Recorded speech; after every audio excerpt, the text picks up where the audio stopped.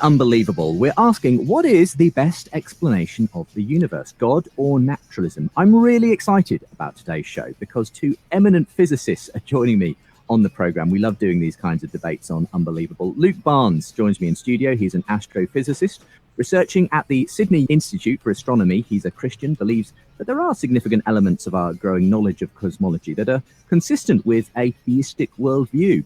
His recent book, A Fortunate Universe, Life in a Finely Tuned Cosmos, was co-authored with atheist physicist Geraint Lewis, and both authors agree on the so-called fine-tuning of the universe, but differ on whether it offers evidence for a creator. If you want to find out more about Luke, lukebarnes.info and the book there. Sean Carroll is our other guest, joining us on the line from the States. He's a well-known cosmologist and research professor of physics at Caltech in the USA.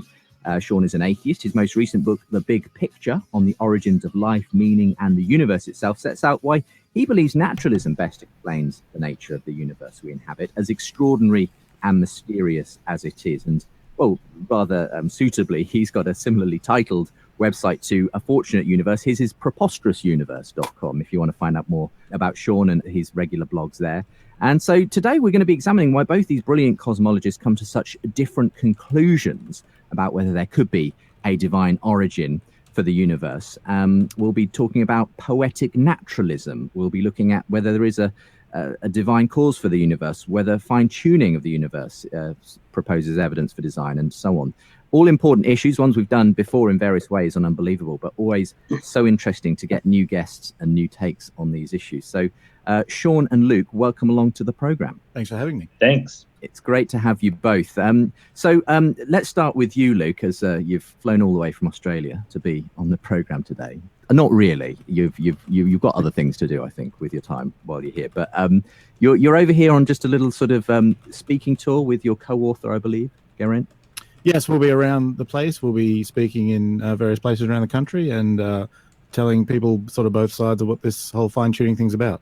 And tell us about your own background. You're a Christian, but you're a physicist. You're someone who sort of spends your time looking into the workings of the universe.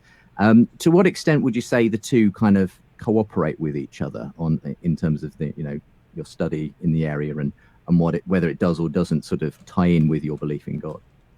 Well, most of the everyday work of the physicist, I think, it looks the same, whatever your views are. So I write papers with Geraint, and he's an atheist. And it's basically we're trying to work out how the universe works. And for Geraint, it's working out what the ultimate principles of the universe are. And for me, it's working out how God made the universe. But we're asking the same sorts of questions. Absolutely. And with this latest book, A Fortunate Universe, Life in a Finely Tuned Cosmos, it's interesting that you've co-authored this. So I guess that was intentionally with the idea of an atheist and a Christian both looking at the same evidence, obviously agreeing in large degree on the phenomenon of fine-tuning. We'll come to define that a bit later, but with different parting ways when it comes to whether God or something else is a valid explanation. Yeah, I'd say there are a range of views, but Geraint and I, for the most part, agree on the basic story about what would happen if certain properties of our universe were different, if this particle were heavier or that sort of thing. So yeah, the most of the book is just us trying to explain what would happen, and then the last chapter is just what do we think all this means. Great.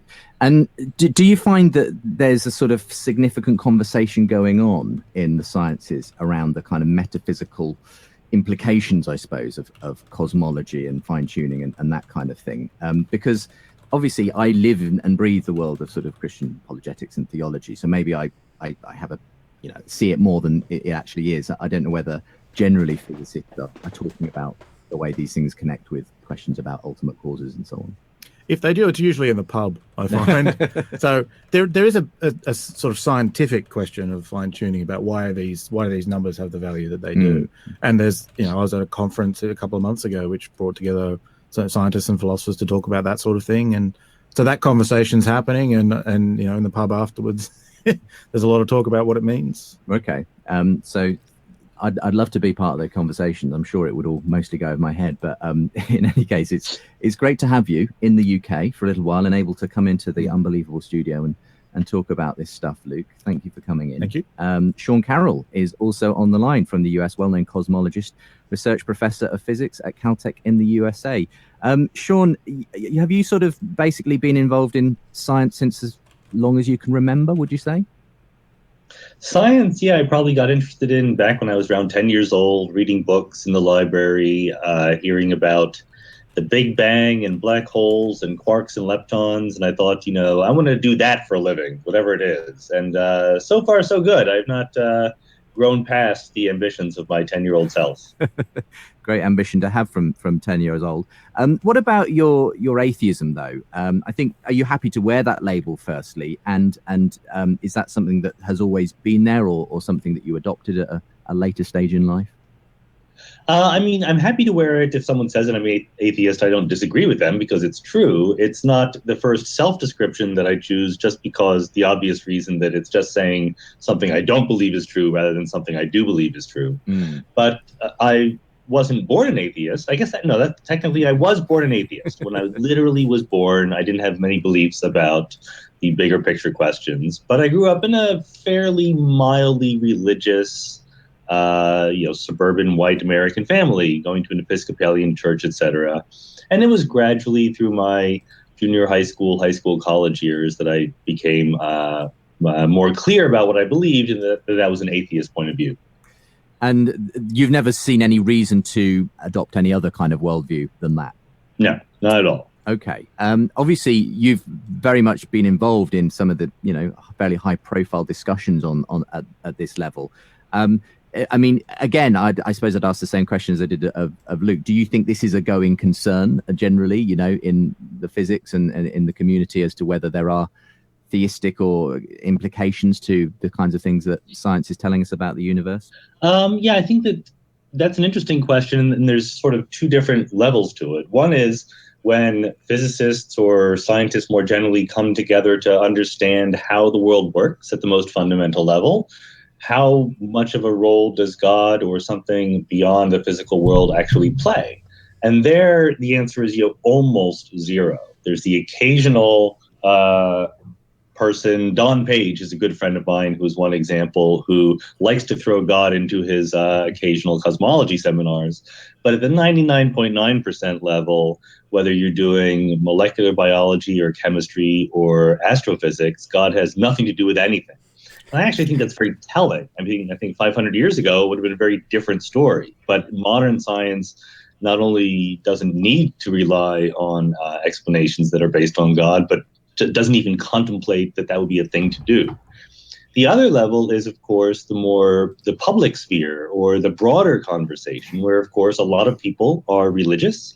A lot of people have some either clearly or vaguely defined sense of something beyond the physical world. And there, I think it's kind of a shame that there's not more conversation between scientists and other people, whatever their beliefs might be. I have my point of view, Luke has his point of view, but the important thing is that we're both out there acknowledging that these things have something to do with each other. And I get very sad or puzzled by people who want to pretend that these things are completely independent, like that we can talk about how the world is and then talk about the existence of God as if those two things are somehow not connected. Well, great introduction to sort of the way you approach these things. And we're going to be getting into the big picture that you set out in your most recent book called The Big Picture. We're going to be talking about poetic naturalism. We're going to be talking about fine-tuning. We're going to be talking about Big Bang cosmology in the course of today's program. As we ask, what is the best explanation for the universe, God or naturalism? I'm sure there's going to be lots of people responding to today's show. If you'd like to be one of them, then why not email me your thoughts about today's program? That's unbelievable@premier.org.uk. You can also find us online, of course, at premierchristianradio.com/unbelievable. Leave comments underneath today's show, share it on, find the podcast, and indeed this was yesterday, right? And Twitter accounts as well, all the social media links available from the webpage. Again, premierchristianradio.com/unbelievable. Hot off the press.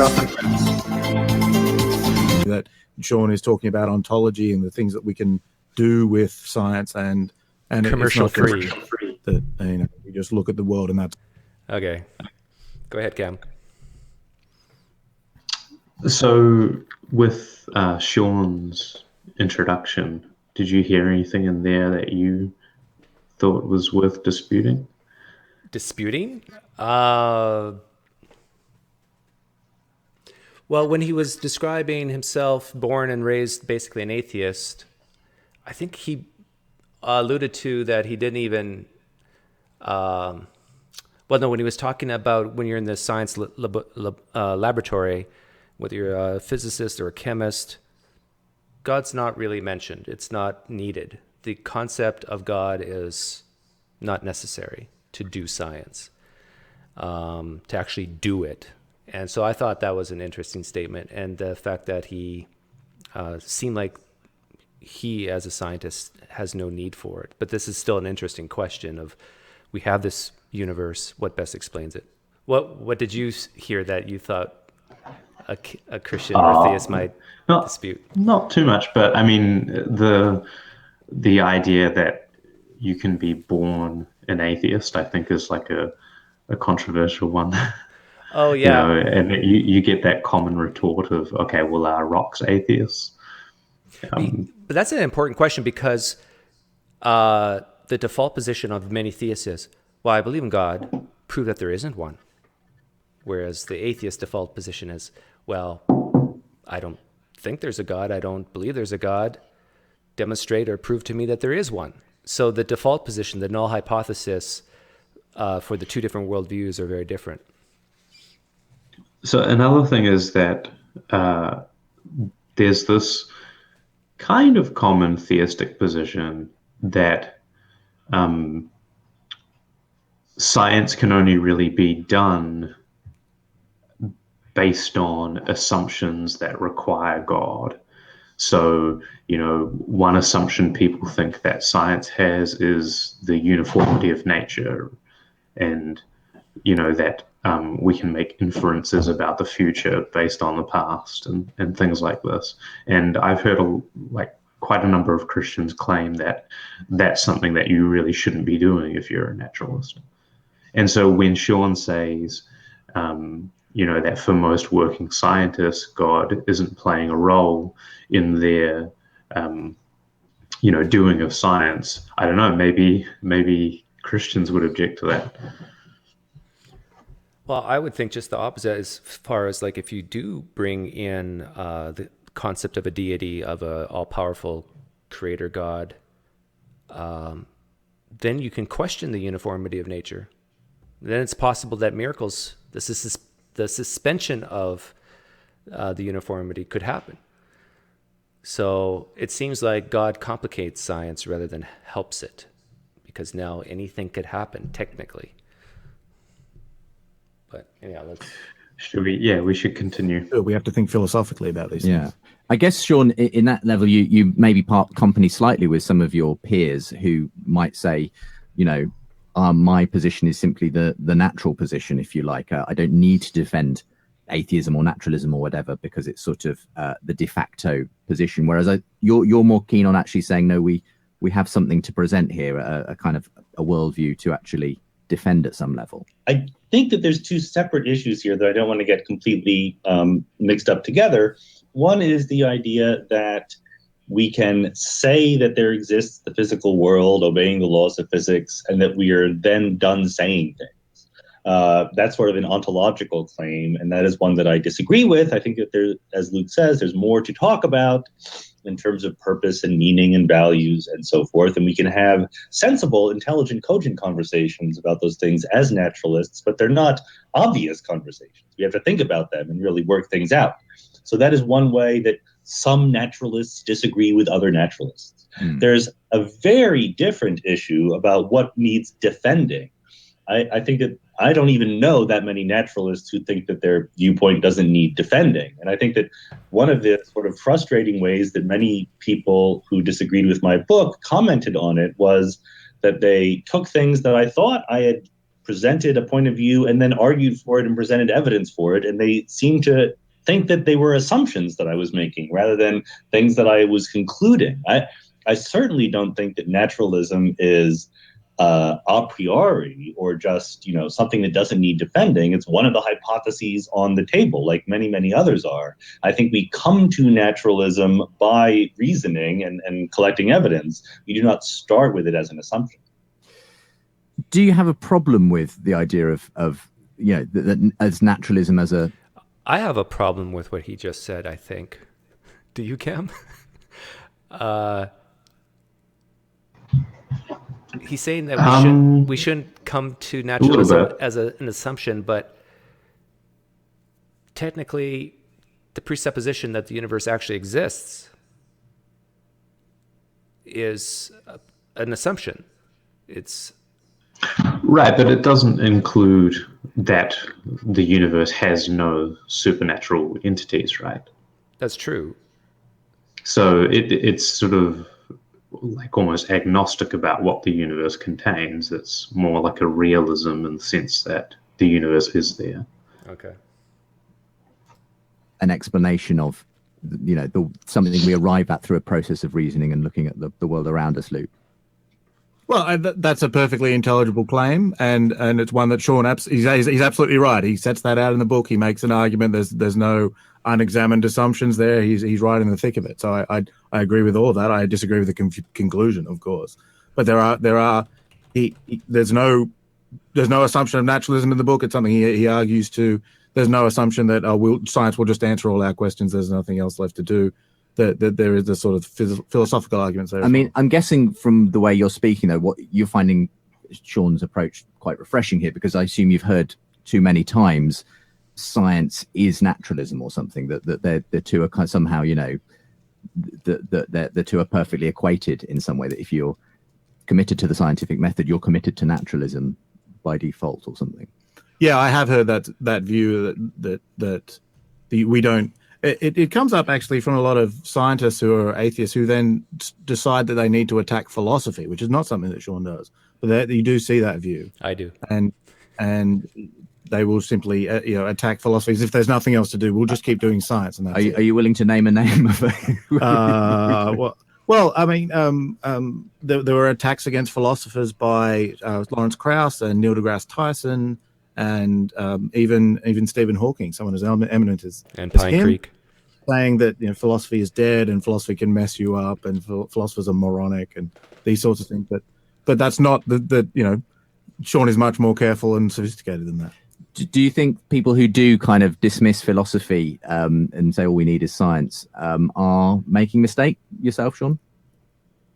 Oh yeah, no, absolutely. I think that it's kind of a hilarious mistake in the sense that none of these people, and a lot of them are just speaking casually, right? I mean, they're sort of joking around. Like when Stephen Hawking says philosophy is dead, Stephen Hawking knows perfectly well that that's going to sell books. He likes riling people up a little bit, okay? And literally 2 sentences later, he's making philosophical claims just as much as any other philosopher. And I think that he kind of knows that, and he's being a little naughty, and I wish he wouldn't do that, but it's not completely as unsophisticated as it comes off. I do think that there's a closely related issue here that gets mixed up in people's minds, which is maybe worth teasing out, which is there's this idea called methodological naturalism, which is usually defined as the idea that when science tackles a question, science is only allowed to suggest naturalistic explanations. That the way that science moves forward is by assuming that naturalism is true, whether or not it is true. But what science does is look for the natural explanations. Now, I think, number one, this is false. That's not actually what science does. I think that science looks for the true explanations. And number two, I think that this is a attempt to do something politically savvy, especially here in the United States, but failing even on that score. This idea of methodological naturalism, as much as anything else, grew out of the idea that we shouldn't be teaching creationism in schools. So it was an attempt to define what you teach in science class to preclude supernatural explanations from the start. So I think that it was sort of bad politics and bad philosophy at the same time. Do you agree with that, Doug? No. Methodological naturalism, Luke. I do tend to agree with that. The discussion between maybe we should talk about it. So why don't you agree with that? Like, do you think that you should hold to methodological naturalism? Yeah, until you have a reason not to. Is that unfair? Remember, methodological naturalism is like an approach, like an epistemology. It's, only considering natural explanations as a part of science. What would happen if we wouldn't uphold that methodological naturalism? Well, I think that things would look largely the same, because it turns out that for everything that we have given like very successful accounts for thus far, they have turned out to be natural entities and natural processes. Now, that's not to say that all things that need explaining will turn out to be that way, but I suspect that things would proceed largely the same. Right. And see, I think a lot of Christians, Muslims, Jews, whatever, are against, just if there's a God out there, and if he wants me to believe in him, he can interact in the natural world, and we can use that interaction as evidence for him. So I don't see the problem with just saying we're going to keep the scientific method to even arrive at a higher confidence level that this deity exists. Like, if no Christian in the world ever got cancer, that would... Exactly. Or if, like, Christian prayer in a scientifically measurable, like an empirical way, had a beneficial impact over, just other natural explanations. And we still use the scientific method to, determine that. Like, is it true that no Christian ever gets cancer? Well, we could... So, but in that sense, doesn't that mean that you don't adhere to methodological naturalism? Because you are willing to, like, allow science, like, supernatural hypotheses to be investigated? No, well, then maybe I'm misunderstanding what Sean Carroll is saying. Like, all I'm saying is that we should use the scientific method to arrive at, let's say, a higher confidence level in our beliefs. So if there is a God... Or not. Or not. Yeah. If the beliefs are false. But, well, so, for example, if you have somebody who claims that the right explanation for their being able to predict successive coin flips to an accuracy greater than 50%, like, if they claim the explanation is they're getting, communication from some supernatural entity, do you think, like, we should test them? Yeah, of course. Just have a large enough sample size, and that may indeed... Like, remember Darren Brown, he did 10 heads in a row. He literally, without deception, without video tricks, he flipped 10 heads in a row. But... Yeah, except he actually flipped it like thousands of times. But he actually flipped it like 1,040 times, and it took him, well, what did he say, 13 hours of doing nothing but flipping. He was dead tired at the end of it. And if you do their math, it turns out to be about right. 2 to the 10th power is 1024, right? Or something like that. So you got to kind of defy the math, I guess, in order for my confidence. So you don't think coming to supernatural conclusions is outside of the scope of the scientific method? Like, if it were actually the case that there was this supernatural thing going on, you don't think that concluding that it's going on is outside of the scope of science? Correct. I would say that you could have your... I wouldn't use the word concluding. Concluding means... you can conclude something and still be wrong. Tentatively concluding. Yeah, you can... Tentative. You're right. So you can... Provisional. You can conclude something and still be wrong. So if we went to 10 different countries in the world and had 10 different amputees, and every religion represented and prayed for or did something to try to get these amputees to get their limbs back, and only the Christians succeeded. I tell you, I don't care if there's an atheist out there who says, "Oh no, that we can't conclude God," but we can conclude something that is going on here, and your confidence would be raised that, hey, we have no explanation for this. That doesn't mean there's a God, of course, but it seems like there's something really amazing going on. And I don't care who you are. I think your confidence would be raised in some immaterial existence, because we're talking about material just appearing, something from nothing right in front of your own eyes. Yeah, that would almost certainly lead me to believing in the Christian God. We should probably continue now. In Australia or America or the UK, but I don't subscribe to methodological naturalism. From my worldview, there are natural things, and if we watch natural things closely enough, we'll see the laws that they obey, and that is simply the scientific method. It's not that I think all explanations will be scientific ones, but what I'm trying to discover about the world is how natural stuff works. I want to know how electrons work, and so I watch electrons. Yeah. Look, we're going to go to our first break a little early, but the good news is we're going to give the whole of today's program over to this discussion, because when you get Luke Barnes and Sean Carroll on the same program, you might as well give all your time to it. So I'm really looking forward to today's discussion. We've sort of laid the ground a bit with the world views that each here is defending in terms of naturalism and a theistic explanation for the universe. And we're going to be talking about, some of the cosmology that has been used by some theologians to suggest that there is a divine cause of the universe, and there's a philosophy that goes alongside that. The fine-tuning of the universe as well is something we'll be doing. And can I encourage you, if you haven't read either of them, to get hold of Luke's book, A Fortunate Universe, and of course The Big Picture by Sean Carroll as well. They're my two guests on the program today. One's an atheist, one's a Christian, and we're asking what is the best explanation of the universe, God or naturalism, and we'll be back in just a moment's time. Hello and welcome to the to point to a universe which appeared to have this extraordinary quality of having, in a sense, if you wound the clock back, you would find it becoming hotter and denser to a, what many people determine a singularity, a boundary to space and time.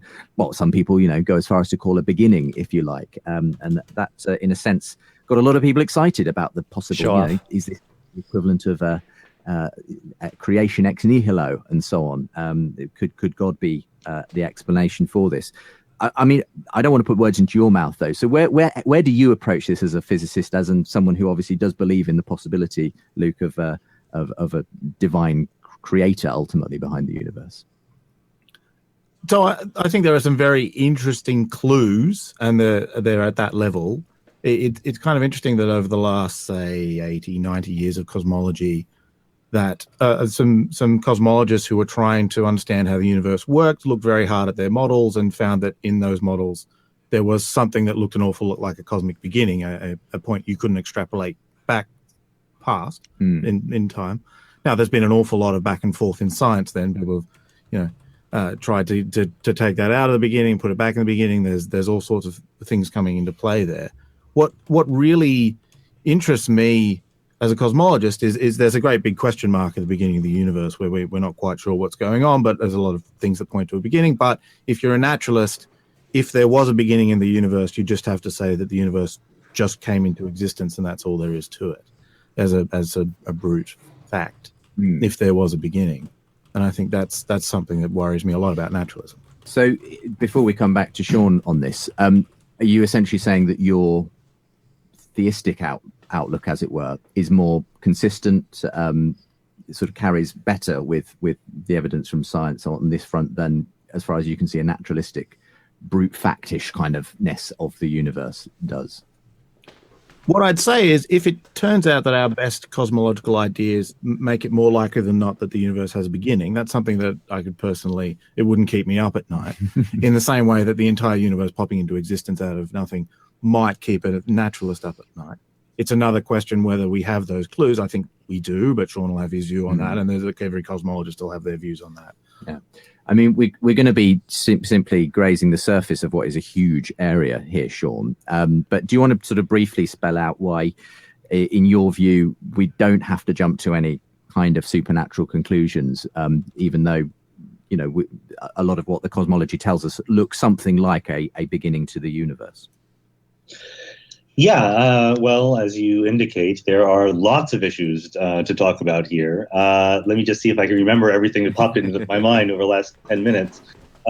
Number one, no, I don't think that I'm especially bothered by the existence of brute facts in physicalist or naturalist account of a universe with a beginning. I think that theistic accounts also have brute facts. And I know that most theists disagree with that because they try to argue that something like God is a necessary part of the universe, not just a brute fact that could have been there or not. And that's an actual intellectual disagreement. I do not think that God or anything else counts as a necessary part of the world.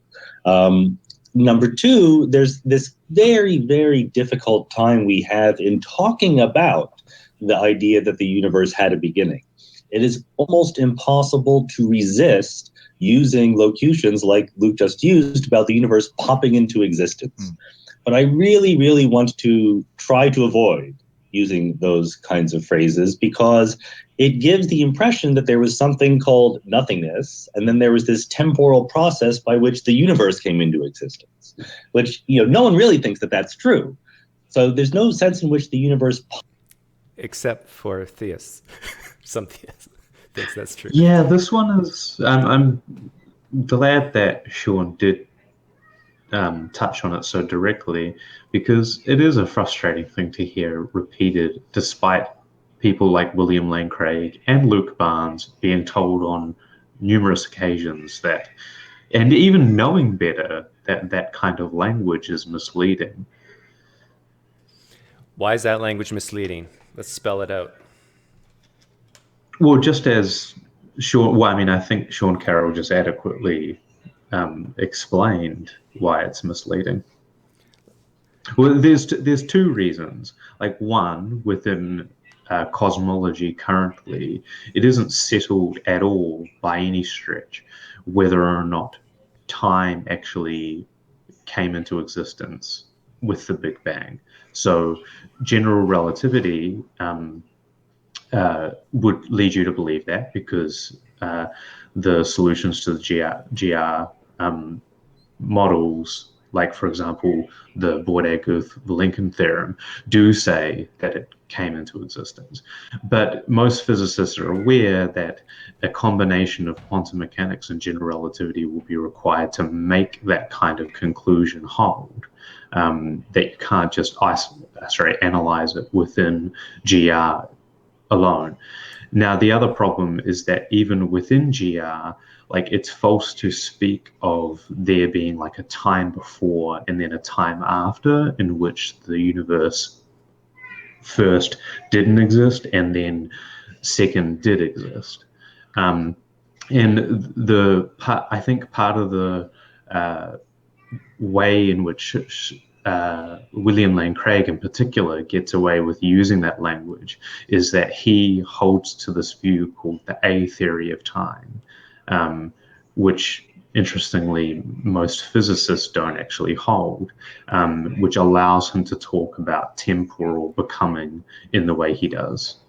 Can I try to summarize it in plain English? It's when, first of all, I'm just going to pick on the Christians. Sorry, Christians.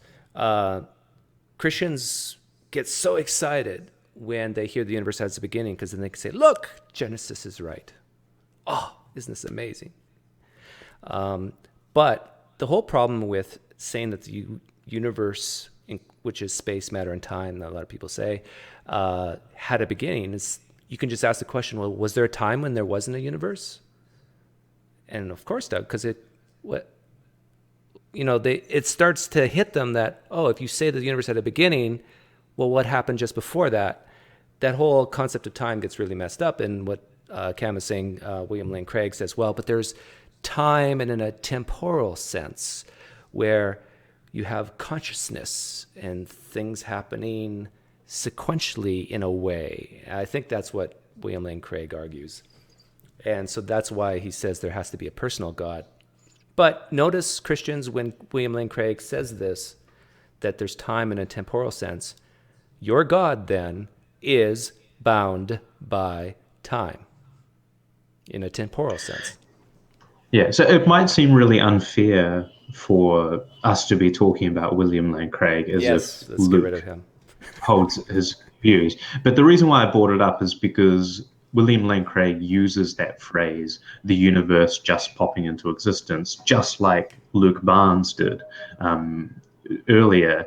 And I don't know whether or not it originated with Craig, but regardless, it's a specifically designed phrase to make it sound implausible, especially for lay people. And I think it's What do you think of frustratingly this? dishonest. What do you think of this? Like, to phrase it as our reality had a beginning. Like our universe, small u, not capital U, with its known constants and physical laws, had a beginning. But before the Big Bang, we know nothing. Is that fair to say? I mean, I think it would depend on who you asked. Like, so some cosmologists think that time is eternal, and what we're seeing with our Big Bang is effectively like a local event past which we can't see anything, and in particular, our equations break down. Because the reason why I asked that is, yeah, we have like, I don't know how many apologists I've heard to will just say, well, they expect us to believe that there was nothing, and then poof, now we have something. But that's not really what the Big Bang is all about. That's not what it's saying. All it's saying is the Big Bang is the beginning of the expansion of our reality, which we call universe. But that doesn't necessarily mean that if there's something before the Big Bang that we don't know about, that's also part of the universe. So really, it's not the beginning of the universe, capital U, but the beginning of the universe, small u. Well, so that's the thing, is that within general relativity, my understanding is that the conclusion you just said doesn't follow actually does follow. So if you take general relativity to be, the physical laws of the universe and ignore quantum mechanics, like, you can get pretty strong results that say that time had a beginning, which would, rule out your comment that. But yeah. But quantum doesn't rule it out. That's what you're saying. Pops into existence even if it has a beginning. I'd like to just stick to saying the universe has a beginning in these models. It may or may not be the correct cosmological model, but a universe with a first moment of time or a beginning. And finally, I think that as a naturalist, the thing to do is to say, given the evidence that we have of how the laws of physics work, given what we do know about the universe, which is certainly not enough to definitively say what happened at the beginning, does it seem plausible that the universe had a beginning? Does it seem plausible that time had a first moment? And right now it's plausible. We have perfectly sensible looking frameworks in which that would be the case, but we're very far from saying that it actually is the case. It's equally plausible that the universe has lasted forever. Do you agree that that's just as plausible a way of seeing the universe, that it's eternal in some way, Luke? So I do think it is plausible, like Sean says, but there is a great big question mark, as I said. The thing that really bothers me about this, and Sean's right about the popping into existence. It's very hard to talk about cosmology at all, to be honest. It's you really got to work hard. But certainly talking about a beginning is very difficult. What really bothers me is if the best scientific conclusion we had was that the universe had a beginning, then what the naturalist would have to say is that the whole of reality as it actually exists, right, and if this is true in the model of reality, simply had a beginning, and there's no reason why it came into existence, and there's nothing else to say about what exists other than the universe. That it would just be a brute fact that for no reason the whole of physical reality had a beginning point. However you want to say it. I'll try not to say popped in. Yeah, you can all say that in your own head at home. That's what bothers me. If naturalism was true, I'd have to say something like that. It's just sort of stare down the entire existence of the universe without try not to think that, hang on, there must be some reason why the universe exists. Could you stop there, Doug? Goes back to... So 2 things on that. I mean, psychologically, I've never quite understood why somebody like Luke was so concerned about that being a problem for the universe, but not concerned about it being a problem for God.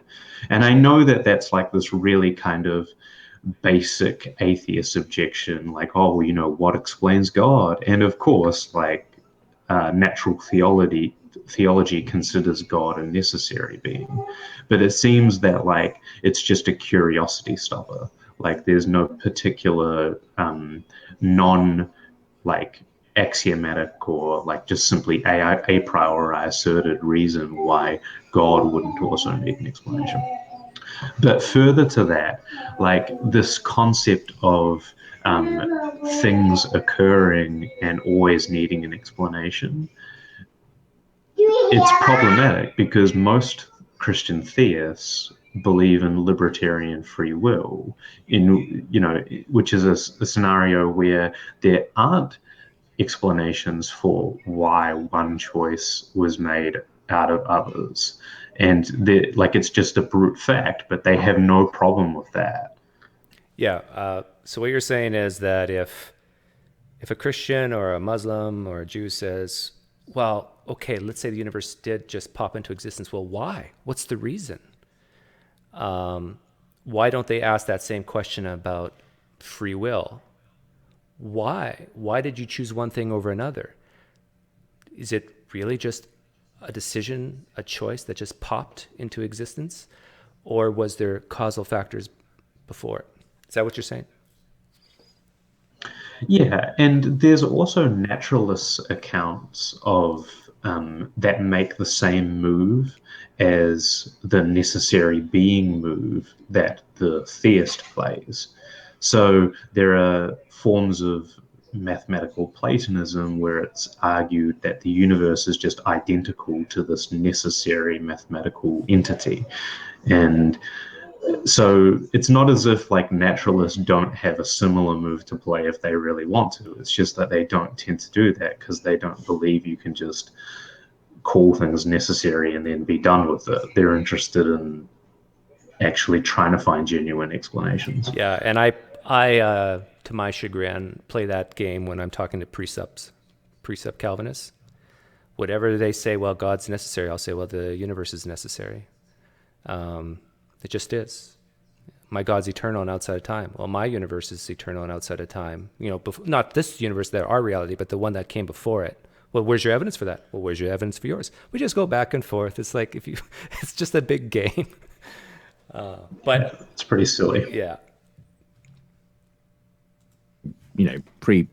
Before the kind of cosmological theories that we're familiar with today, where philosophers like Leibniz are talking about, the idea that, why is there something rather than nothing, and his, in a sense, cosmological argument was, that delved into this idea of, given that the universe appears to have in every sense is a contingent thing, didn't have to exist.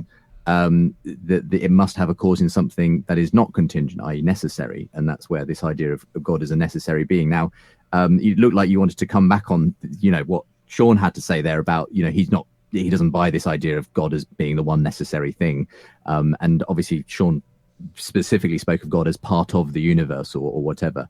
Do you? This is where obviously the physics starts to cross over into the philosophy and the metaphysics and so on. But for you, is this kind of, a natural kind of conclusion for you that you have to go beyond the kind of brute fact of the existence of a physical realm to that it seems like there needs to be something that is a cause of that particular realm? Well, maybe I could put it this way. I think a good principle to go with it would be, if you can explain something, then do explain it as just an epistemic starting point, rather than something deeper or ontological or that. So what I see from a necessary being is there's a chance here to explain why anything at all exists, and if we can make sense of that explanation, even if it's not completely understood, right? I'm not going to say I totally understand what philosophers are talking about when they talk about necessary beings, but if I can see value to that explanation, then there's an awfully large fact about reality, the fact that it exists, which we could understand in some way, and if you can explain something, then do. Okay. Sean, how do you want to respond to this? Because obviously for you, the fact that Luke says you're kind of just satisfying yourself with the brute fact of the existence of physical reality, and you say, well, Christians are just as much lumped with the brute facts themselves and when it comes to God. You're just not convinced that you need to have an explanation beyond what we can physically observe in terms of the universe? I'm more or less completely convinced that we are always going to bottom out our series of explanations, that they will end somewhere. In fact, I think that what is called for here is a more nuanced idea of what an explanation is. And I think that, as Luke said, there is this temptation, there's this feeling like, there must be explanations for things. And I think that in the context of modern science, modern physics, that's not the right way to think. I think that we need to think about what you mean by an explanation. There's different kinds of explanations. When we get into things like the causes of things and so forth, there's a very, very different picture we have in modern physics than sort of the folk understanding of explaining why your car died. Well, it's because it ran out of gas, right? And I think that it's a different way of thinking about things at the deepest level that has been very, very successful to modern science. And in some sense, it's a much more straightforward, simple demand. It's find the laws of physics, find the patterns that nature seems to obey, and ask what things could happen that are consistent with those patterns and what things would not happen that are not consistent with those patterns. The language of causes and explanations is inappropriate when we're talking about the fundamental nature of reality. So from that perspective, there's zero bother or worry in my mind that the universe can exist. Things are going to exist. The question is, do things obey the laws of nature? And this is often the issue that's brought up when, for instance, popular sort of argument in apologetics is the Kalam cosmological argument, which you've obviously debated with William Lane Craig, where I guess your view is you simply can't speak of a cause of the universe when you get to that kind of quantum level of reality, where that because you can't talk of causes when you're going beyond the boundary of time and so on, that these concepts break down. Is that kind of where you're going with this, Sean, as I understand it? Yeah, I mean, just a very tiny little gloss on that would be that you don't have to talk about causes in that context. There's always the very, very real possibility that we don't understand everything about the universe. Maybe what we see as the universe is part of some much larger framework, whether it's a multiverse or something even beyond that. And within that framework, one can talk about causes. But if the universe is the whole of physical reality, then talking about causes, looking for causes would be inappropriate. And I think that it is exactly parallel to the idea of, could the universe have had a first moment of time? When I was debating William Lane Craig, he was incredulous that I could imagine both that the universe had a first moment and that it was uncaused. And his argument was basically like, if universes can just pop into existence, then why don't bicycles pop into existence? And the point is, well, we have perfectly good explanations for that. Bicycles popping into existence would violate the laws of physics. It would violate laws of conservation of energy and momentum and things like that. The question to ask is, would a universe having a first moment of time violate the laws of physics? To the best of our current understanding, the answer is no. Is that your best understanding, Luke? And why would you differ from what Sean has to say there? Well, yeah, let me just jump in on that. So there's very interesting. So the reason why bicycles don't pop into existence, there's that phrase again, is because it would violate the laws of physics. No, but Sean, am I right? You think the laws of physics are just ways of talking about the events in the universe? There's just the stuff that happens. They're called the There's the Humean perspective. There's the set of events of stuff that happens, and then we find a useful way of summarizing those, and that's the laws of physics. Is that basically your view of the laws of physics? Yeah, that's pretty close. That's fine. Right. So in that case, the laws of physics don't do any. Well, I mean, what do you mean violate the laws of physics? It's not like the laws of physics. You don't have a governance view, right? It's not the case that there are the laws of physics really are something that do things like that matter has certain properties, certain causal properties, and in the interactions with those, that's what makes the laws of physics hold in our universe. You don't believe in fundamental causal properties, and so the laws of nature have no power there. Or there are just why aren't we in a universe in which it is the case that bicycles do just pop into existence? It's not because of the laws. Or what would happen in that universe is you would have to say something like the best summary of the universe I have is, here's the equations of quantum field theory. Oh, by the way, on the 10th of October, a bicycle is going to pop into existence in London. That would be your laws of nature. Yeah, that's right. And that's completely plausible if that were what the evidence demanded. Happily, we have a much simpler theory, which is here are the laws of nature and that's it. And I think that's what our burden is as scientists, to find the best possible theory that explains what we see in nature. So I don't feel any need to grant the laws of nature any coercive properties. They're a description of what happens.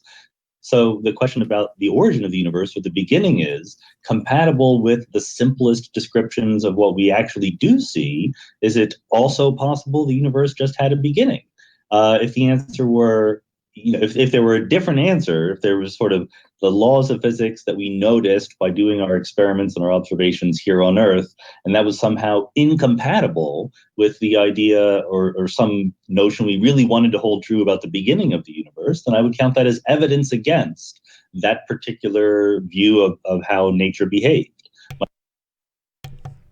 So Luke is basically saying, William Lane Craig, how can you believe that something can just pop into existence? Like, why doesn't a bicycle pop into existence? And Sean Carroll says, well, because we know the laws of the universe, we know the laws of nature, we know the laws of physics, and the laws are such that that's impossible. And Luke says, well, but if the laws of the universe were such that it was possible, then you would say, yeah, then it is possible. And Sean Carroll's saying, right.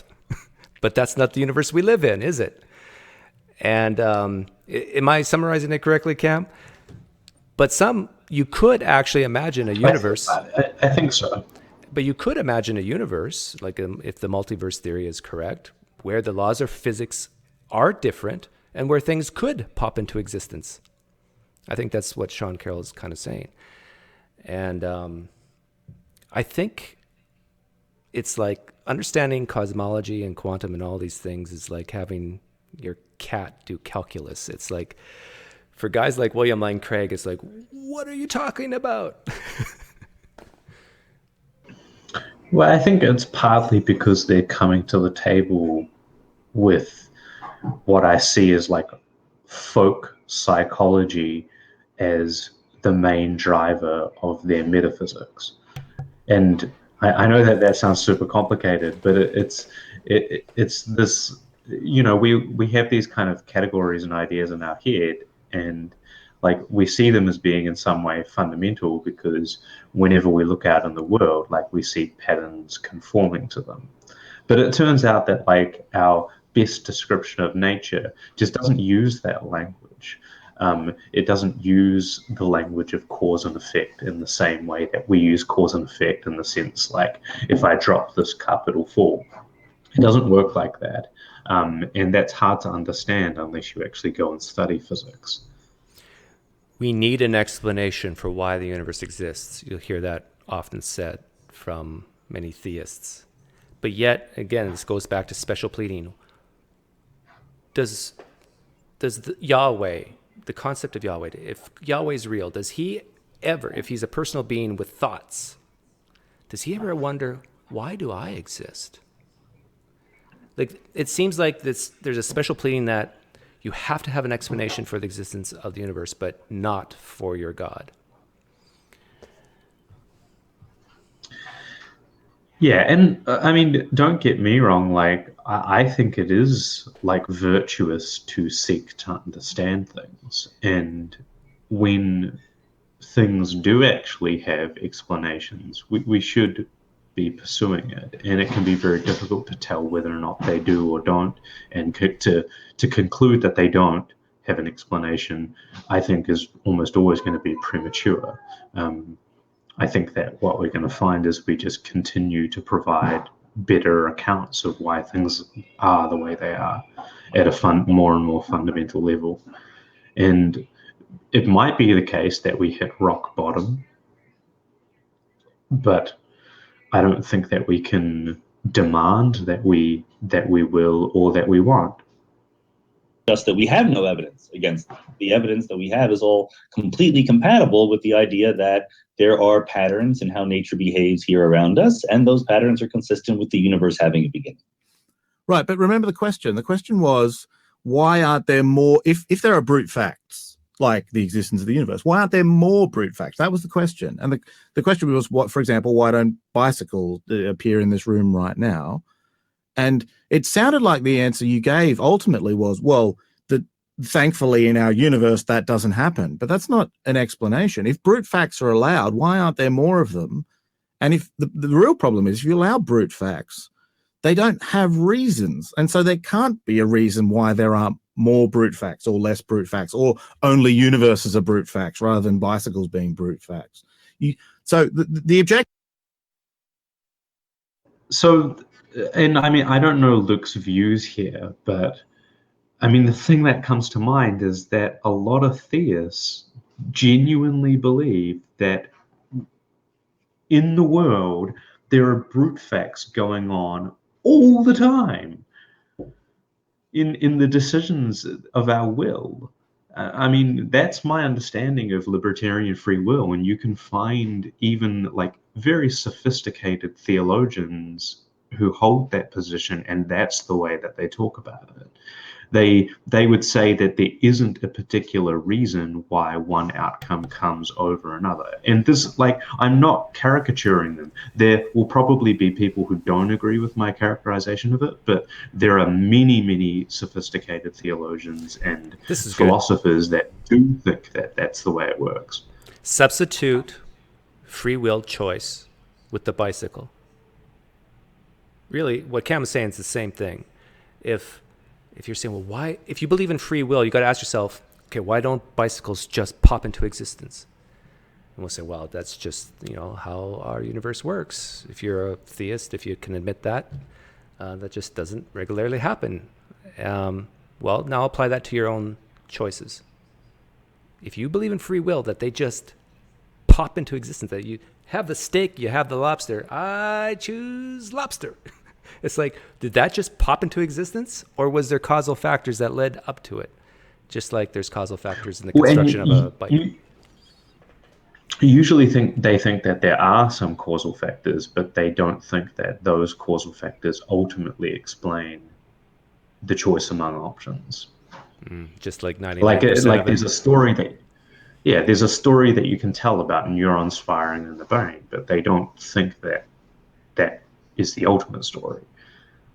There's some I mean, it's a very incoherent concept, so it is kind of hard to talk about, but my understanding is that they do consider them to be brute facts. The action here is that once you've opened the door to brute facts, you can't then stop the whole party piling in. It's a clown car. Everything's going to come flying out. Why aren't there more brute facts? The fact that there aren't more brute facts, the fact that there is a simple way of describing the universe in which there's no bicycles that pop into existence, is the thing to be explained.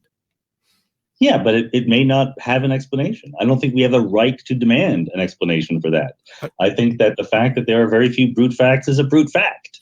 But I don't think that brute facts are things we open a door to. I think that you absolutely can't avoid them. It is a happy fact of the universe that we seem to live in, that there's a very simple set of rules that it seems to obey. If you just want to say, well, why is it that way? I'm just going to say that's how it is. And there's no hope of, once we understand the ultimate laws of physics, asking for more than that. Yeah, we both wanted to pause. So, I mean, I kind of disagree with Sean Carroll here. Like, I think that we should be optimistic about the possibility that we can explain it in some more fundamental way. And I don't think that we should just say, okay, we can't, so we'll just stop at this point. And he's not saying that we can't. you can't demand that there is an explanation a priori. It's that I think that is part of what he's saying, but he's not saying it in a very clear way. I just understand Sean Carroll saying, hey, there may not be a why, and we should be okay with it. Yeah. We should man up. I think that's what I'm hearing him say.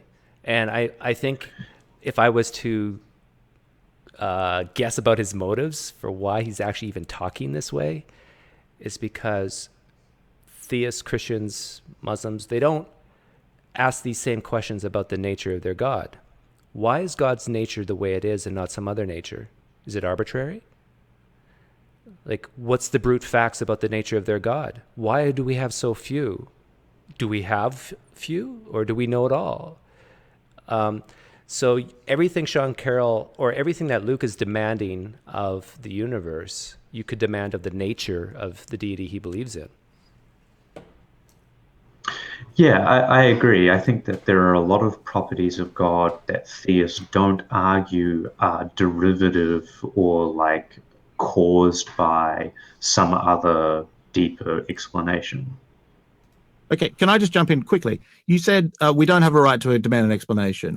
When do we have the right to demand an explanation?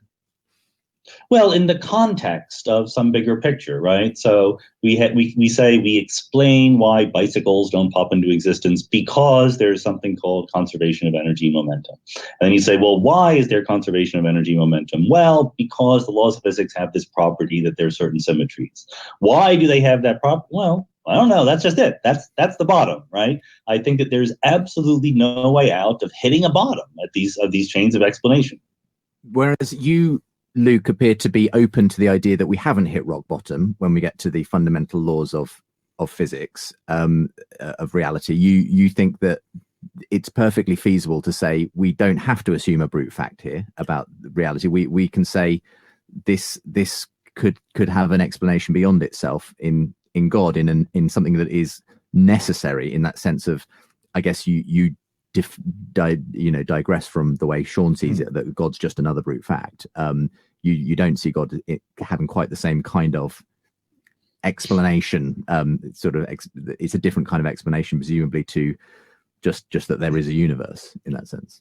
Right. So here's a way I like to explain it. Suppose that physicists, we totally nail this universe, right? We solve the crossword puzzle. It's all done. We're staring at a blackboard in which the ultimate principles of reality are in fact written. Now, how we know that is another question entirely. But suppose, Albert Einstein's great granddaughter, Alberta, has written them on the board for us, and we're all just staring at them.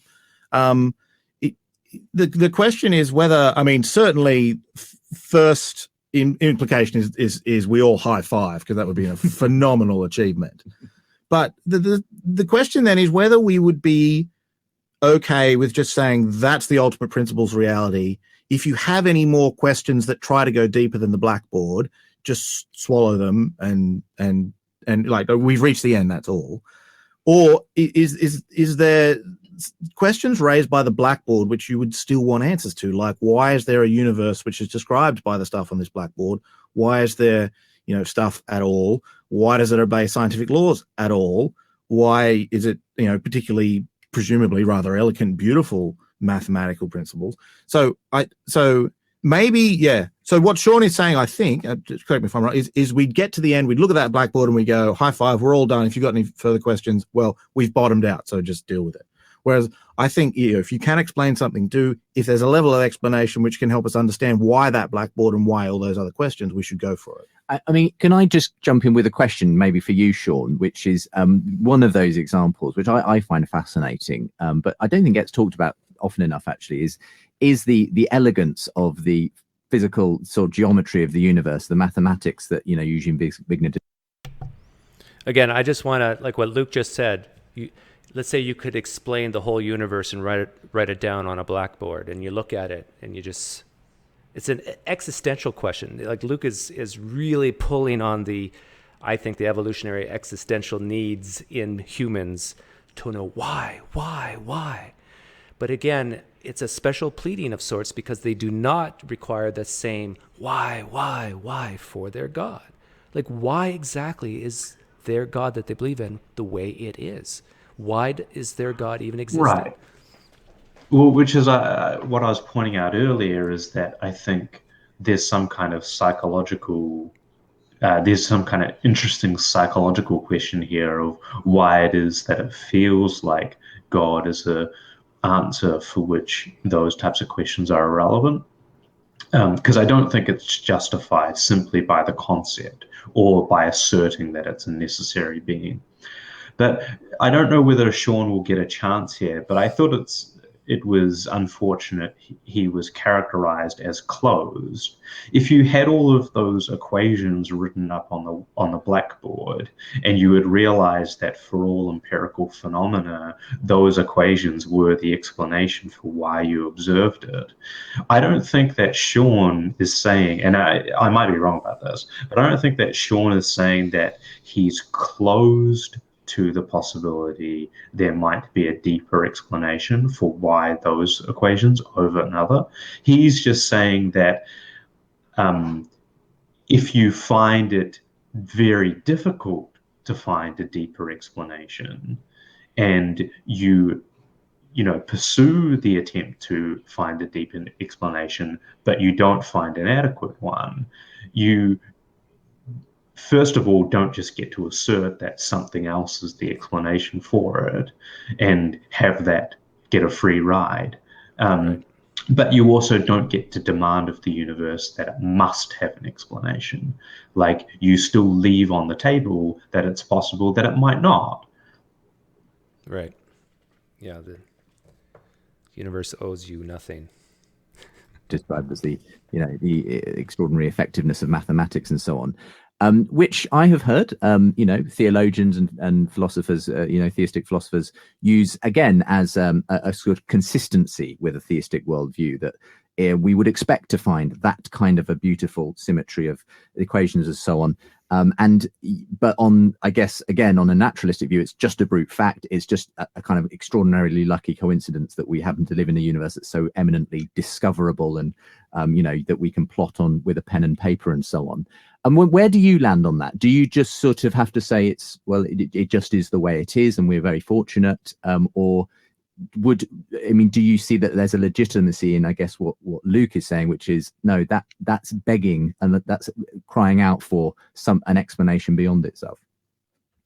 No, I do think it's legitimate. I mean, I get it. I certainly think that if there were explanations for some of the brute facts that we might have thought were just brute, then that would be better than not having explanations. The more simple you can bring things down to, the better off you are. The important points I'm making are, number one, I don't think anyone is avoiding the existence of brute facts, like it or not. And number two, which we haven't gotten to yet, I think that the actual use of God or theism as the grounding of the brute facts of the universe we observe does a very bad job. I don't think that I don't think the universe that we observe is in fact what would be predicted by that hypothesis. So like I said before, this is not a priori. I absolutely think it's worthy to contemplate this possibility. I just don't think the evidence is on its side. Take us down that road then. Why you believe that if someone wants to posit God as an explanation, it actually doesn't help their case. We're not in the kind of universe you would expect if there was a God behind the whole show. Yeah, I mean, I think this is actually the key point here that should be more focused on by people on both sides of this debate. I think that you're faced with these two competing ontologies, theism and naturalism, and your burden, if you want to decide which one is true, is to be very, very honest with yourself about what you would expect the universe to look like under each theory. And that's very hard to do because we know what the universe looks like to some extent, right? And if you favor one theory over the other, then inevitably you're going to say, yep, that's exactly what the universe should look like under my theory. So personally, and at some level, there's a problem just because on the theistic side, well, to be fair, even on the naturalistic side, predicting what the universe should be like is not at all straightforward. If you have a specific naturalistic model with actual individual laws of physics, then you can predict things.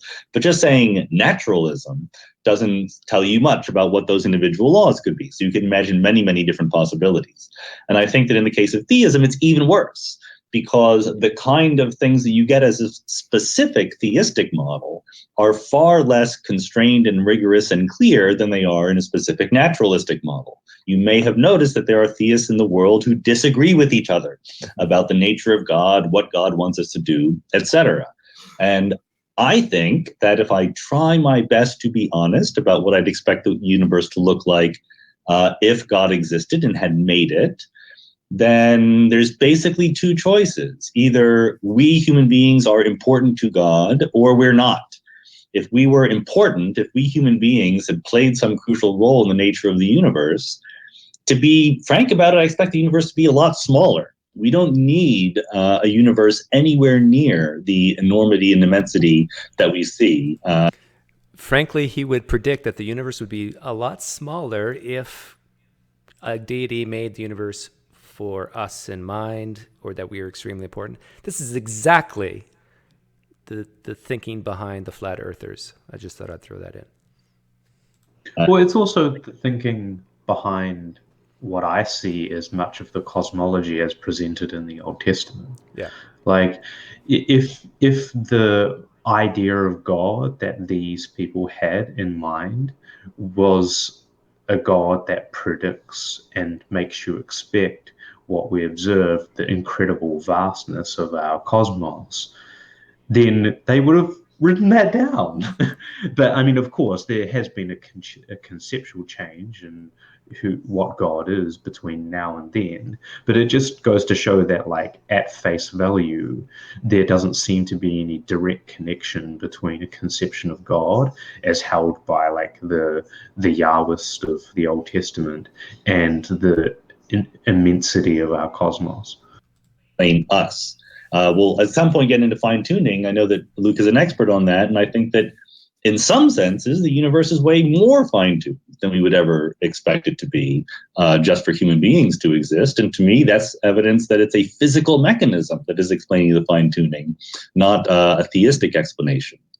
So I think that, if we're trying to be honest about what we would predict, number one, it's very hard, and I'm very sympathetic to people who disagree about it. But number two, I just don't see why we would live in this kind of universe if God had made it for us.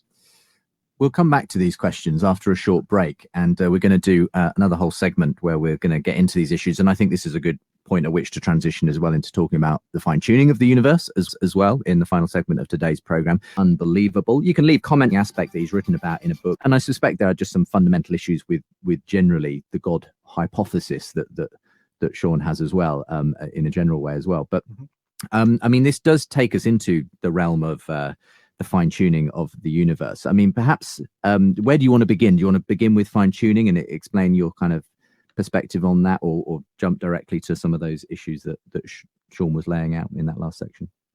Let me start with fine-tuning very quickly here. Although Sean laid out the context quite well there. What would you expect if your theory was correct about the universe? And he was also very correct that that's a very hard question to answer, because we kind of know the answer to start with. But let me now, don't let me get away without trying to answer those questions that Sean raised. They're very important. But let me just as I understand it, how fine-tuning sort of hits back the other way. So we're trying to think, what sort of universe would we expect if naturalism was true? And the important thing here is there are no equations of naturalism. There's no, if I said natural stuff is the only stuff, and you said, all right, what sort of universe would you expect? The problem is that if naturalism is true, there's no answer to that. There's no deeper reason which informs that question. And so naturalism is what's called, this is a technical term in probability theory, it's called a non-informative theory. It's not supposed to be pejorative. It's just when, if my theory is that someone just guessed a 12-digit number, that doesn't tell me much about what number I guessed. So that's all it is. So here's how I think fine-tuning and it sort of addresses this question, how it's relevant. We're trying to think through, okay, if if there was just a naturalistic universe, just some universe, what sort of universe would we expect? Well, here's a way we could try and answer that amongst all the possible naturalistic universes. Let's take the deepest laws of nature that we have at the moment, because they're what we have, and let's try and look for a set of possibilities that sort of naturally arise in those laws, and then look amongst that set of possibilities. So one of the things we could do, which I think is a reasonable thing to do, is say, okay, in those laws, we have what are called fundamental constants. Stuff like how heavy is an electron, and something called the cosmological constant. There's numbers that appear that the best theories we have, they're just in the equations. We don't have any deeper understanding as to why they are what they are. Now, maybe later on we will understand that, but for the moment, they're what we've got. So trying to understand naturalism, let's just take those numbers, change them in a way that's mathematically consistent within the theory, in a way that we have to sort of understand that possibility, those possibilities to test the theory at all anyway. And let's see if there's anything interesting about our sort of neighborhood, this universe, as opposed to other possible ways the universe could have been. This, I'd suggest, is the experiment that fine-tuning kind of did sort of naturally without this end in mind. So because naturalism, there's no deeper principles than the ultimate principles of nature. What you sort of pick at random, so to speak. That's not literally true, but you would not expect one value of these parameters over any other. And so when fine tuning finds that, this is just all in the scientific literature, that actually there would be dramatic changes in these other universes, that actually the set which allows the existence of any of the sort of complexity that would undergird any form of life we can even begin to imagine, things like, can this basic stuff of the universe stick together? Like, do the particles stick together? Will there be anything like structure in the universe? That's a very small, a ridiculously, in fact, small subset of the total. We have there a sort of test of what universe would you expect on naturalism, and overwhelmingly, because it's not informative about the ultimate laws, and because the best sort of grip what we'd love to do is just test every law we can think of, and yet we can't. That's a bit. So this within this sort of test problem we have, let's change these constants. The set, if you say what would you expect, overwhelmingly you would expect a universe which didn't do anything remotely like the complexity we see in our universe. So that, I think, to ridiculously small numbers, the probabilities that come out are rather small. That's how I think this tries to answer that question. What would you expect on naturalism? So, and just to reiterate, for those who maybe, and I can encourage. Do you have any idea what that rambling was all about? Yeah, I do. Is he basically saying that the universe is such that it's so finely tuned? If we change the parameters a little bit, what would we expect? And I think he didn't come out and say it, but he would expect we wouldn't be here. So what he's saying there is something like more technical than that. He's saying that, like, imagine that you have a blackboard, and on that blackboard you write out all of the possible iterations of like equations or something like that are consistent with naturalism. What he's saying is naturalism by itself, nothing else included, just effectively the idea that everything will be natural, it doesn't pick out any one of those equations over any other one. So you can write on the board billions and billions and billions and billions of equations that are consistent with naturalism. And so naturalism itself is like not determining which one you would expect. Okay, I understand that. But the deeper point that he's trying to get at here is that compels an explanation, right? Isn't that the purpose of why he even said that? I think what he's going to do is he's going to introduce another theory which does have more content. By the way, Cam and I have Yeah. not heard this before. We're listening to this for the first time together. So Yeah, this is the first time I've heard this. I think what he is going to do, I mean, I know this because I've actually watched some of his lectures before, but he effectively is going to introduce what he considers a theory that, if you imagine all of those equations on the whiteboard, actually does kind of isolate a smaller subset than the full account of them. And in that way, he's saying that theism is it's evidence of theism, of the theistic model, because it tells you like what you're more likely to expect to see. And what you're more likely to expect to see is like a set of equations, or like some kind of equations that are consistent with life existing, because God wants life to exist. Okay, this is my very simple answer to that, and that is, I would ask Luke if he was here, well, are you saying then that your God is bound and limited by certain physical constants, certain laws of physics? Your concept of God is actually restricted, constrained by certain equations on that whiteboard. I think that's what I would say, and I don't know what he would say back to that, but let's play on.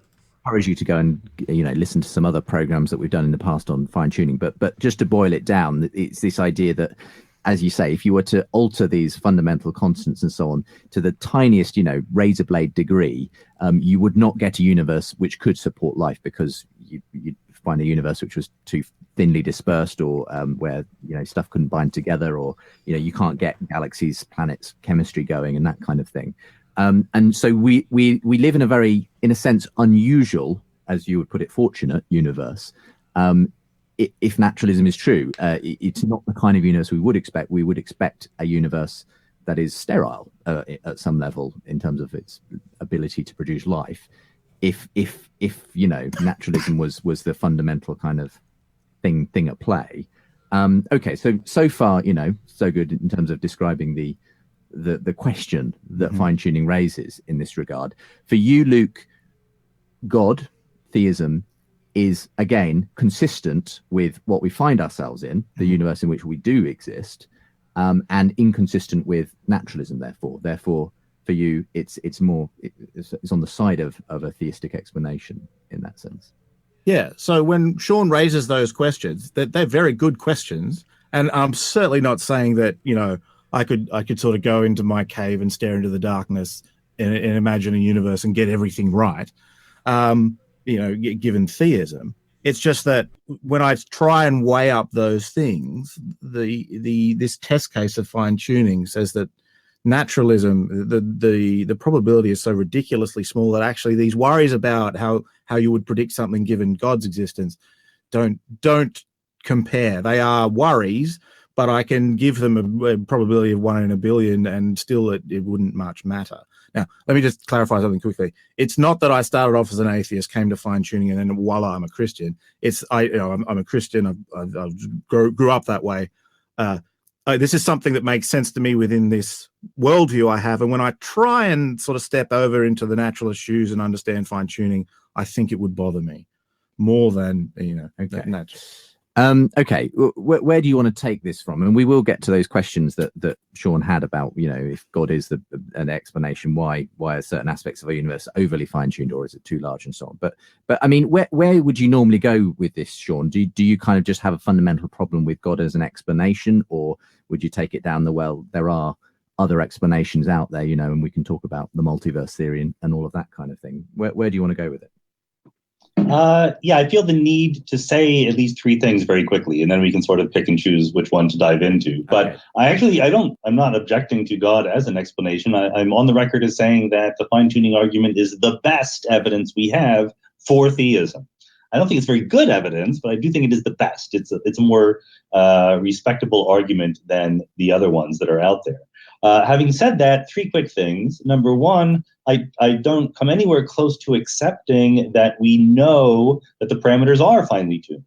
I certainly accept that, it would be it's plausible that that's true. I just don't have any confidence in our ability to know what the universe would be like if we changed the constants of nature, even a little bit, much less a lot. Certainly, I don't think that if we were just given the constants of nature, we could predict the kind of universe we have. So I'm not at all confident enough to say that if we change the constants of nature, we could predict a new kind of universe. So I'm not convinced that there is that kind of fine-tuning. Maybe there is. I'm not denying it. I just want to be humble about that. Number two, I don't think that it suggests the existence of God in any way. The kind of fine-tuning we're talking about is, if it does exist, the kind of fine-tuning that is necessary for the existence of complex chemical reactions. If you think that life is a complex chemical reaction, then that makes perfect sense. But most theists don't think that. They think that life is something more than just a complex chemical reaction. So I'm not at all sure why God would fine-tune the constants of nature to allow for these complex chemical reactions that we call organic beings. And finally, I think that naturalism does provide a much better explanation for it in the form of the multiverse, like you just said. And I think that's true not only because a multiverse can explain why we happen to find ourselves in a region of the cosmos that is hospitable to life, but the way in which our universe exists and is hospitable to life, with all these other galaxies, with all these other parameters like the mass of the bottom quark that have nothing to do with life. That's the kind of universe you would expect in a naturalistic multiverse explanation for the fine-tuning that allows complex structures. What? I want to.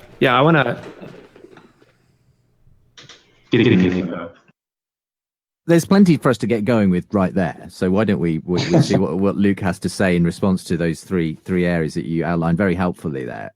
Firstly, not at all convinced there is a fine-tuning thing here. We just don't know what those universes would actually look like if we tinkered with the fundamental constants and so on. Luke, I mean, do you simply disagree that we can be pretty sure that we wouldn't get anything like what we know as a life-permitting universe? So I think we can be pretty sure. I don't think there can be an in-principle problem here, because the questions we're asking are just questions of theoretical physics in a more complicated scenario, because we're talking about life. But if the laws of nature were such and such, the outcome would be so and so, is exactly what theoretical physics is about. So if the cosmological constant were very large, then the universe would be mostly a sort of thin hydrogen soup with no galaxies, is the sort of statement that theoretical physics should be able to make. Now, so the doubt can't be an in-principle doubt, but an in-practice doubt. Now, I'm perfectly happy with humility about these sorts of things, but some of these cases are so clear that I don't think that's much of a problem. And as far as I can tell, your co-author, Geraint, fundamentally agrees with you, at least at that level, that there is a phenomenon of fine-tuning, whether or not it is a designed fine-tuning in that sense. Yeah, I think he'd happily say something like, if the cosmological constant had been anywhere close to what you might call its natural value, something up at the Planck range, then we wouldn't be here talking right now. There'd be no such thing as... Check 1 2. Oh, that's better now. I was going to summarize Sean Carroll's basically argument against the fine-tuning, or we can summarize it together. Number one, Sean Carroll's point is we don't actually know, and we have even no real basis to have confidence on how the constants could change, what would constitute life, how it would change life. So basically, that goes against everything an apologist says. Well, if we just change the constant a little bit, then X would happen. How do you know that? How confident are you that that's true? Because when's the last time we've been able to change a physical constant and test it? Well, I mean, they do have ways of going about figuring that out. Like they do, there are some theists, at least the ones that are physicists, who try to run sort of predictive simulations, sometimes computationally, but also other times just via some kind of mathematical deduction. And they try to predict, what would the effect be? Yeah, I understand that, but then it comes to the second point that Sean Carroll made: is what exactly are you saying that if we change the parameters, the physical constants a little bit, you know exactly what kind of life can or cannot happen at that point? Like, do we know that? Yeah, and that's a great question. Like, so sometimes the changing of a constant will have such a dramatic effect that life as we know it couldn't exist. But that's a very different question, or a very different statement from saying that life of any form couldn't exist. And that's a much harder question to answer, Right. Because it's pretty much a given that there are changes you could make that would affect our form of organic chemistry from being able to operate, that it's not quite as clear that there wouldn't be some form of life that could arise. But it's also not clear, at least, and I think that Sean will probably get into this later, it's not clear that we can just independently turn these dials and that represents the way in which they were selected. So there's a premise here, which is that there are some kind of dials, some kind of constants, that they have a space of possible values, and each space of possible values among the different constants can be controlled independently. That's not clear either. There have been examples in the past where it turned out that what we thought were independent physical constants were actually explained by the same mechanism. So that's another difficulty. Yeah. So, and the last point he mentioned was the multiverse.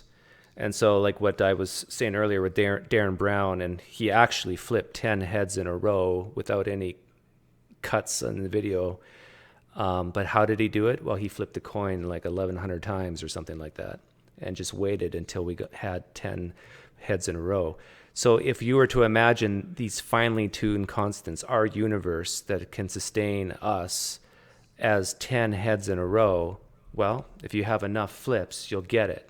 And so that's the multiverse theory, that if you have enough universes, you're going to get it. But instead of 10, it's probably going to be in the billions or trillions. Yeah, and I mean, it is worth pointing out that multiverse models are not consensus. Like, there's no strong consensus. What there is consensus about, at least, is that they're not motivationally derived by some kind of fine-tuning problem. They weren't invented for the purpose of explaining fine-tuning. They were actually invented for the purpose of explaining other phenomena that we need to account for in cosmology. Do you know what that phenomena is? So one is the flatness problem, and the isotropy of the early universe. That's my understanding, at least. The cosmological flatness problem. So there are these observational things that cause us to create theories that have these properties.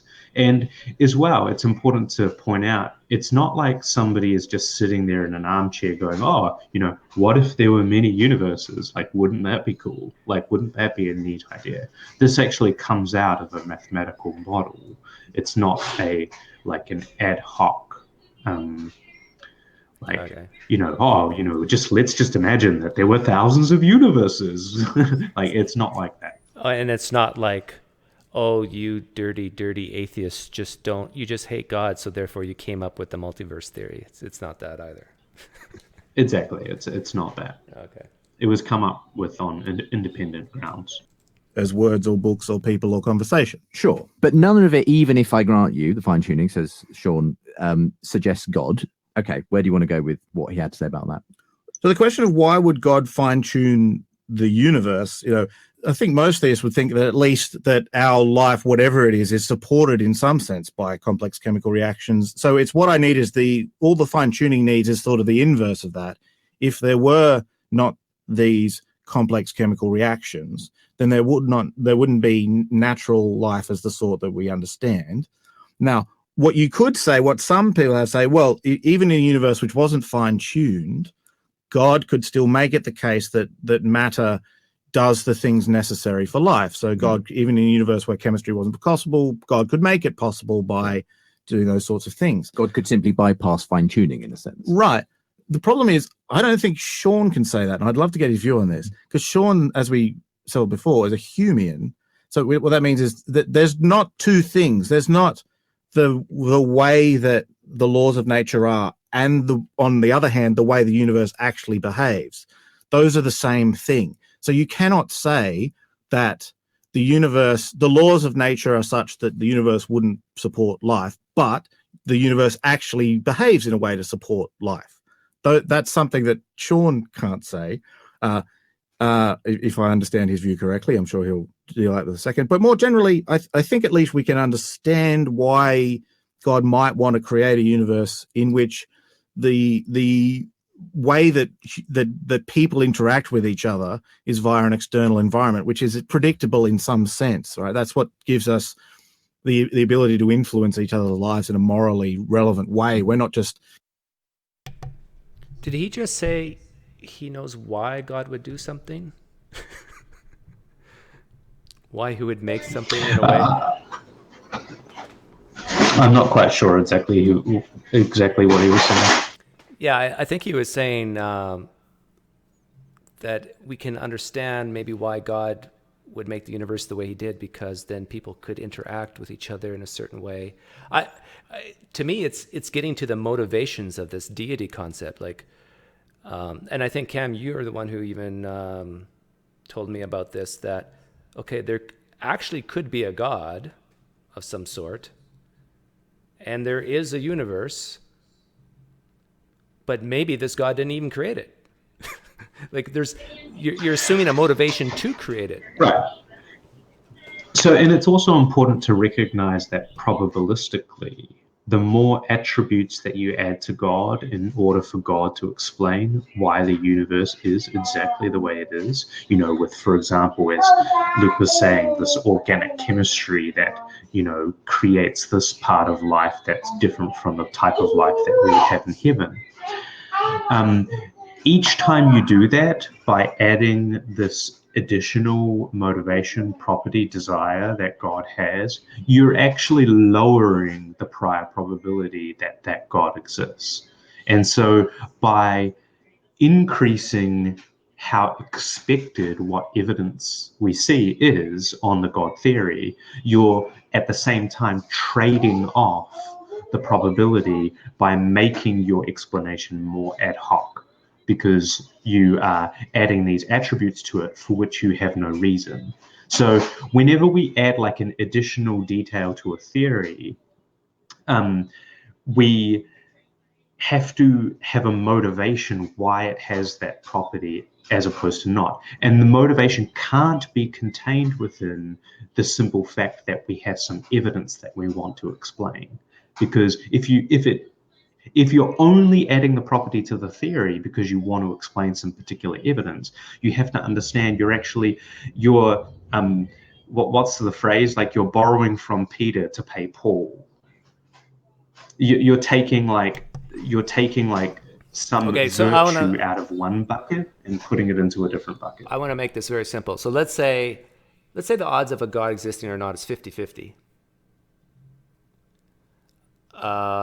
What you're saying is, now if we add in the motivation of this God to want to have the desire to create a universe sustainable for life, whatever probability, let's say that's 50-50. What you're saying is, now we have to take 0.5 times 0.5, and now the probability of this God actually creating the universe is 25% instead of 50. And if we keep on adding different motivations... Yeah, well, the prior probability of the God existing, it's even worse than that, because in order to assume that a God has a desire, you must assume that the God also has some kind of properties that allows it to have desires at all. So it's not just like assuming that it has a particular desire. It's also assuming that it has some kind of ability to have desires, which means that, I guess the only analogy that we have to things that have desires are things that have minds, like humans and animals and things like that are minded. So you've obviously assumed that God has a mind and that God's mind has desires. And it goes all the way. Now, of course, it's true that traditional conceptions of God do have these properties, but I don't think that rescues things. Yeah, that's good. I really like that, Cam. Floating completely oblivious to each other. We're not playing with monopoly money. We really can influence each other. Well, before, and let's leave the sort of the question of whether a multiverse explanation, on naturalism kind of does also answer the question anyway.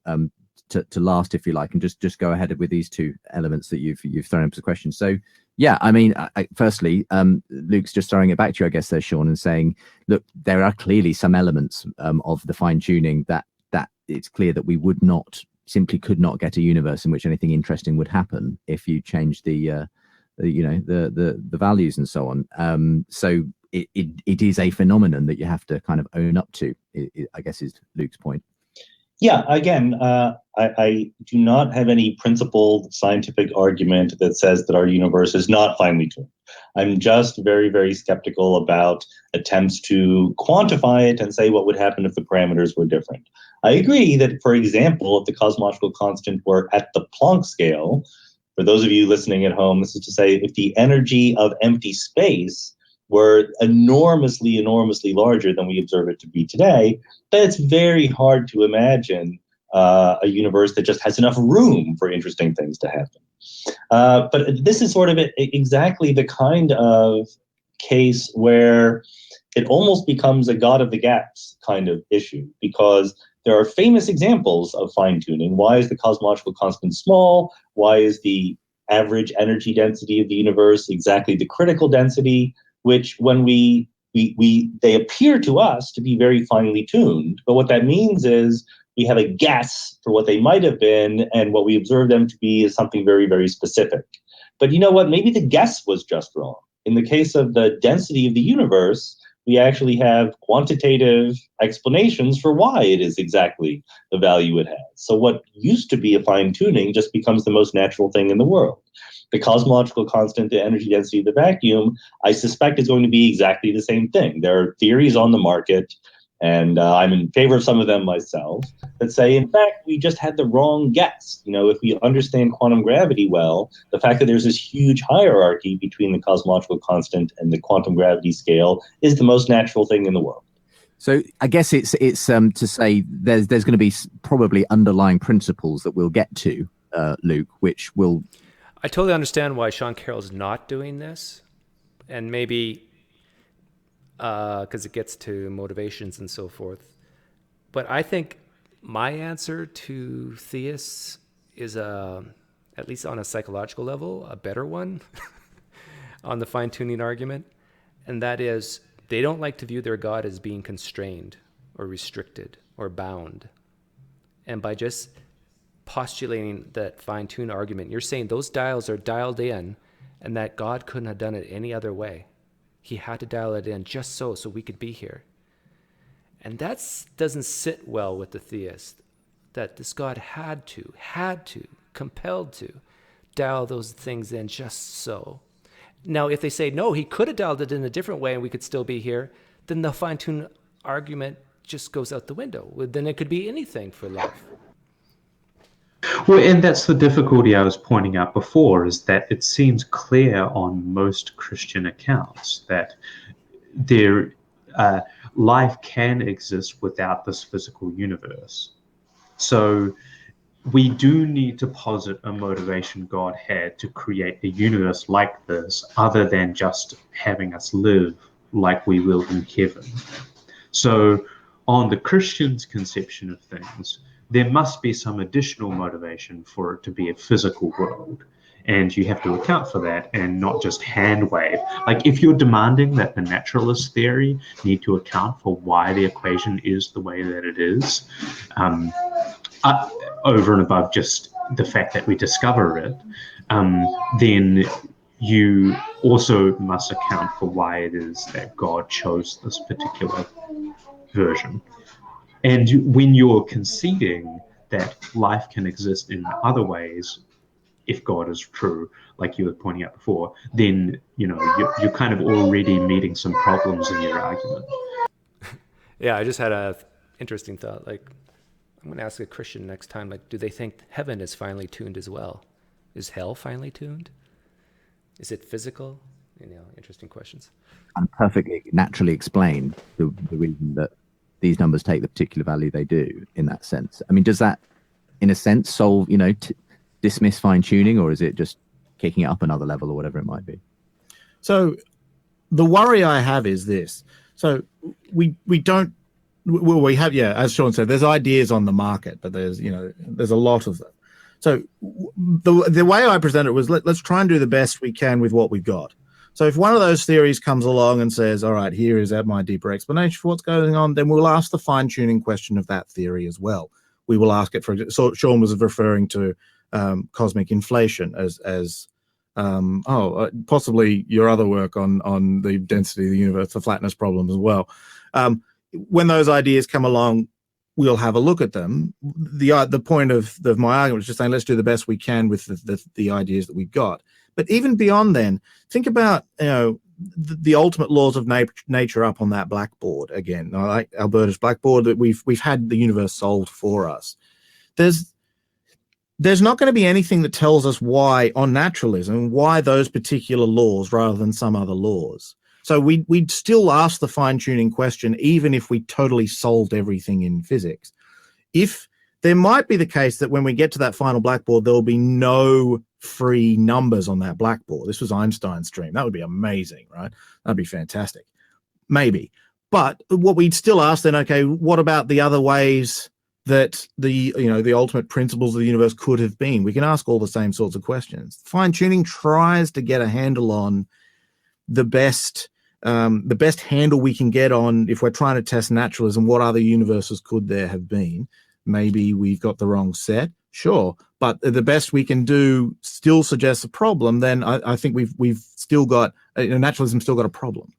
Well, I think it's the same kind of thing that we're talking about. Why is it that way? And I'm just really happy with saying that eventually we find out that's the way it is. I'm not going to rely or lean on the idea that someday we'll find that's the only way it could have been. I'm just really happy I'm comfortable with brute facts. I don't think that there's any way around them, so I hope that everyone becomes comfortable with them. We live in a simple universe that allows for the existence of life. Is that a coincidence if we randomly chose universes, would we have gotten something very different? Or is that something very robust? Would most universes you choose have regions in them that support life? That's where I need to be humble. I don't think we have any right to say one way or the other. So it could be that, in fact, in the space of all possible universes, there's a sensible measure on that space, and the subset of life supporting universes is very, very small, and therefore there is a rigorous quantitative fine-tuning problem. And if that turns out to be the case in some future understanding of the possible laws of physics, then it will be good evidence for theistic fine-tuning. But I just don't think that we're anywhere close to that. Quick response, and then we must move on to multiverse before we close out today's program, Luke. Well, it seems like we could do all of that you just said, and that Sean just said, and still say, there's this small number, and so we say the universe is life permitting, and that's all there is to it. There are brute facts. Why not fine-tune brute facts?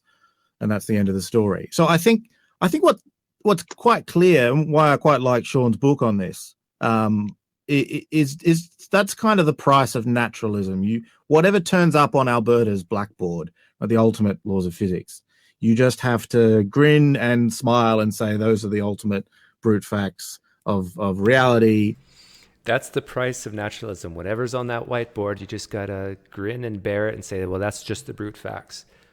But theists, you say the exact same thing about the nature of your God. Whatever the blackboards or whiteboard says on the nature of your deity, you just got to grin and bear it. What it is what it is.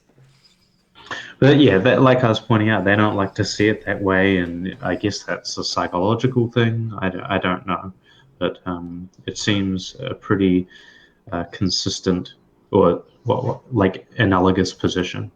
Yeah. We're almost done. And if they look fine-tuned, or if there's a beginning of the cosmos, or if they're, if they're ridiculously elegant or simpler than you might expect, or, whatever the case may be, you just say, that's the ultimate principles, we've explained reality, and you high-five and go to the pub.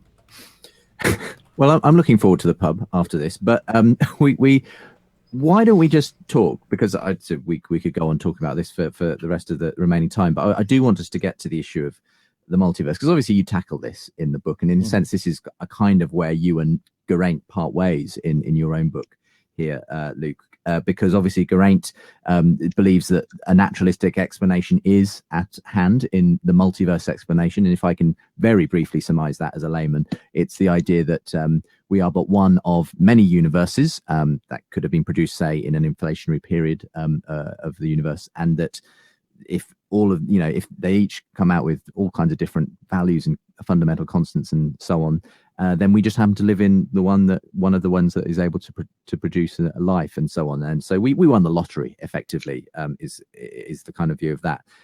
That's a very, very small sketch of what we're talking about here. So for you, Sean, this, if you like, is the other card that you can play to Luke to say, yes, I'm very happy that we do have a naturalistic explanation here. I mean, how convinced are you personally, Sean, of a multiverse, given that it's obviously something, as far as I'm aware, we can't physically access, we can't sort of directly scientifically investigate in that sense? Yeah, I would say I'm not at all confident about the multiverse in any sense whatsoever. I mean, to be very honest, I think that maybe we live in a multiverse, maybe we don't. 50-50 chance. I'm not going to bet any money on it either way. I can see, given our current quite crude understanding of quantum gravity and early universe cosmology, plausible scenarios either way. And I think that if we really, really do convince ourselves that it requires a substantial amount of fine-tuning of the physical parameters to allow for complex life, for me as a naturalist, that would qualify as good evidence in favor of living in a multiverse. Okay. But for you, even though you're not particularly confident in the concept of a multiverse, it's still a better explanation on the table than a God explanation. Yeah, absolutely. Because once again, I balance in my mind what would the universe look like in one scenario versus what it would look like in another one. I mean, we haven't even talked about all the reasons why I think that the theistic predictions are wildly different than the universe that we see, not just in cosmological terms, but down here in human life terms. So to me, the evidence against the existence of anything like the classical theistic God is overwhelmingly strong. And therefore, the fact that there's a perfectly good explanation for biophilic fine-tuning right there on the floor in the terms of the multiverse is perfectly comfortable to me. Okay. So Sean basically just said we haven't even gotten into what I would expect if the universe was made by a God. And I've actually heard Sean Carroll, and I think you too, Cam, have heard him explain and sort of list out what he would expect if there was a God, how the universe would look. I'm just going from the top of my head, like you would expect less wasted space. That's an obvious one.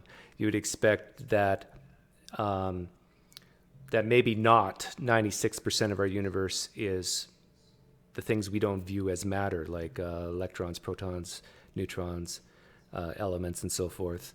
Only 4% of our universe has elements in it. And then of that percentage, it's far, far, far smaller that we have anything resembling any sort of life, maybe amino acid on another planet, who knows. But, and then if you look at the Earth is not fine-tuned for us. It's like it's 60% water. We can't live underwater. Or 70% water, whatever. Yeah, all that stuff. Another two ones is I don't understand why we would expect human life to have come about through an incredibly amoral process of evolution by natural selection. Yes, I don't see why the universe would be expected to be as old as it is, with a cosmological age just dwarfing the type of length of time we experience as humans. And I mean, there's a variety of specific physical things as well. Like, why is it that the entropy of the early universe was incredibly low? It doesn't seem to be necessitated by God. Yeah, it's but the evolution one you just said that if you would expect a God, why is there evolution? I think a lot of Christians would agree with you. Yeah, but I reject evolution, and so at least a third of Americans would say that. Luke, obviously there's a wider data set that Sean is using here, is because there are other reasons for him thinking that God is not a good explanation anyway. And so, yeah, as it stands, on the basis of that fact, even though he's not completely confident in a multiverse, it's still a better explanation. It's still a more likely scenario as to why we live in an apparently finely tuned universe. So where do you go on this one? So don't get me wrong, I am a cosmologist. So a multiverse, that's just more universe for me, right? So that's I don't have any problem with that. Specifically, as a theist, there could still be a multiverse. That might be the most natural way, simple way to make a universe in which some part of it is life permitting. So I don't particularly have a problem here. Thinking in fine-tuning terms, though, here's the problem. So let me just do a test case here. Suppose the fundamental parameter of our universe we were thinking about, fundamental in inverted commas, was the distance from the Earth to the Sun. Let's go back to the Ptolemy or whatever. And someone works out, oh, hang on, if the Earth were this much closer to the Sun, we'd all boil, and if we were further away, we'd all freeze. So that looks fine-tuned. And then someone says, oh, no, hang on a sec. There's heaps of other planets out there. The universe will just make a whole heap of planets. They'll be at all sorts of distances from their suns. And so that will explain why there's some planet somewhere which gets it right for life. Okay. What I now want to do is to say, okay, we're trying to think of, in naturalism, a set of naturalistic universes. We now got to ask the question, what does it take for a universe in terms of deeper, more actually fundamental quantities, like how heavy is an electron? What does it take for a universe to make lots of planets? That's the question I want to ask about this theory. And we find, if fine-tuning is correct, which I argue it is, that actually that requires a lot from fundamental physics. And so now that we do it again, we say now there's lots of places in the universe where there's different values of these numbers. And what I want to do is to say, okay, great, show me a theory. What are its fundamental assumptions? And will it do all of that in a natural way, or will it do that in a fine-tuned way? And because we don't have any sort of anything like a final theory of the universe, we can't do that calculation. And so really the problem is, I think we have a good handle in fine-tuning of a way to actually get at, what would I expect on naturalism? And the response is to try and punt that sort of into the darkness, so where I can't do the calculation, the idea that I actually want to do. So that's one of my problems with this. Even if there is a multiverse, it doesn't necessarily explain fine-tuning. Sean? Yeah, I think I got lost somewhere in there. I hate to say, because Luke is extraordinarily clear. This is probably my fault, but the general idea of the multiverse, which, by the way, again, we don't know if it's true, and even the phrase the multiverse, like all of these different ideas we're talking about, has many, many different versions of it, right? Mm-hmm. So you could have a multiverse where nowhere in the multiverse was it possible to have life, or a multiverse where everywhere is just like our universe out there. But the idea that gets people excited comes from what is called the landscape of string theory, where in string theory, also in other theories, but string theory is the most popular one, what you find is that space-time itself is kind of like water, in the sense that it appears in different phases. Water has a liquid phase, a solid phase, a gas phase, and so forth. So space, with all of its particles and forces in it, also has all of these different phases. And when you go through the math, we have no idea how many phases there are, but it's humongous numbers, right? Something like 10 to the 500 is the famous number to bat about. And if that's true, then we also have separately this theory of eternal inflation, this idea that the universe can undergo a super rapid expansion at early times, and then quantum fluctuations can kick you from one phase of space-time to another one.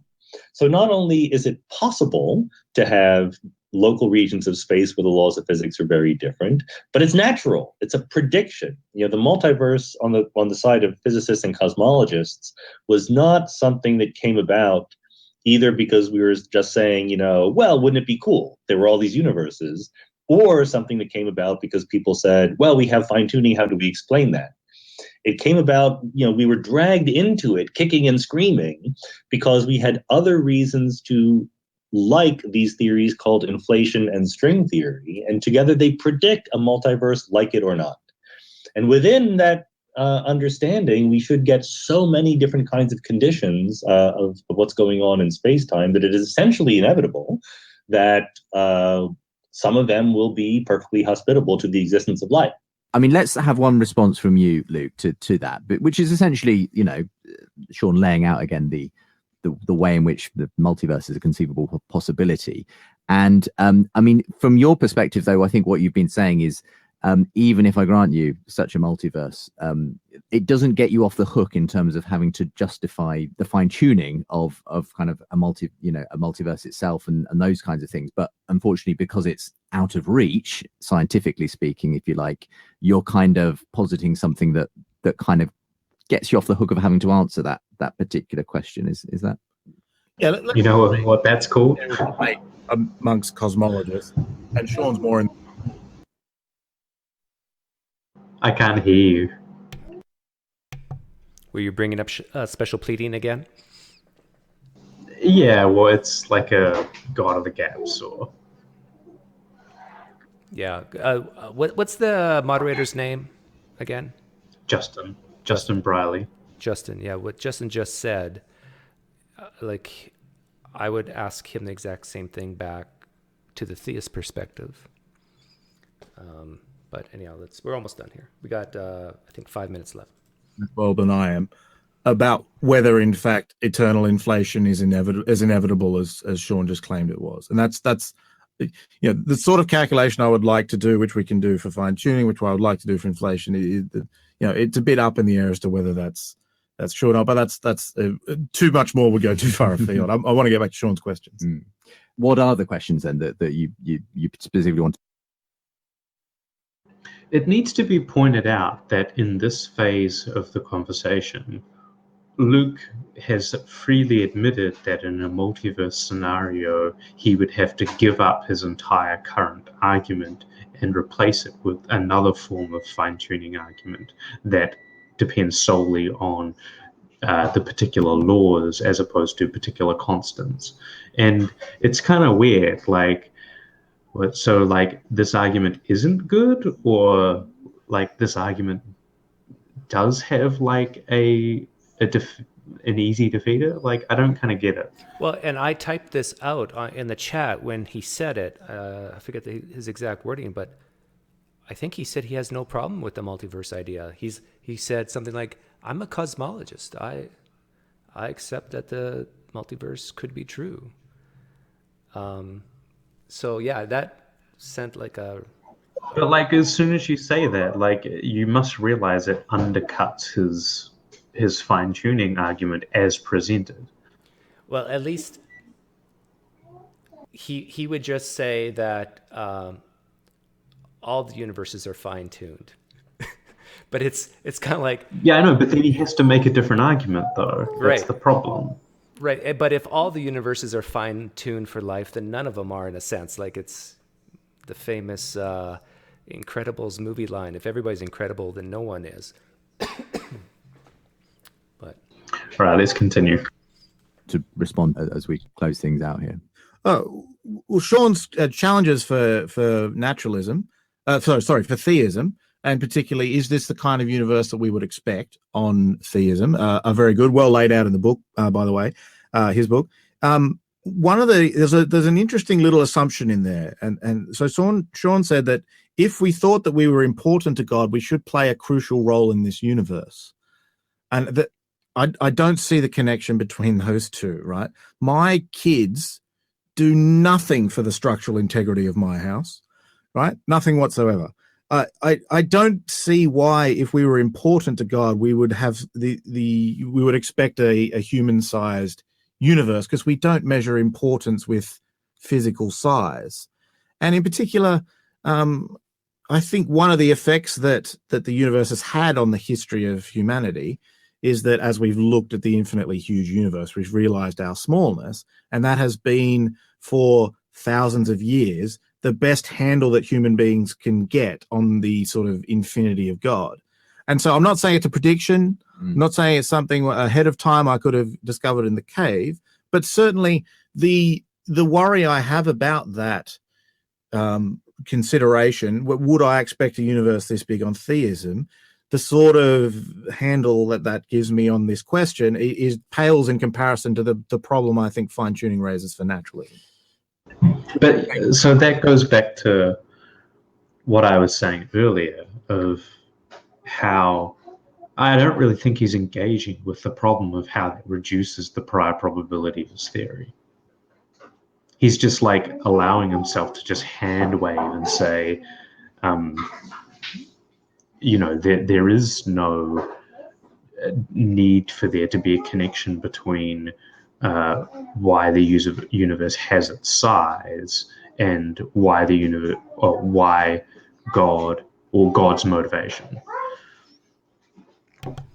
or God's reasoning. Like, maybe this God is not an efficient God. He cares less about efficiency. Like, who cares if you need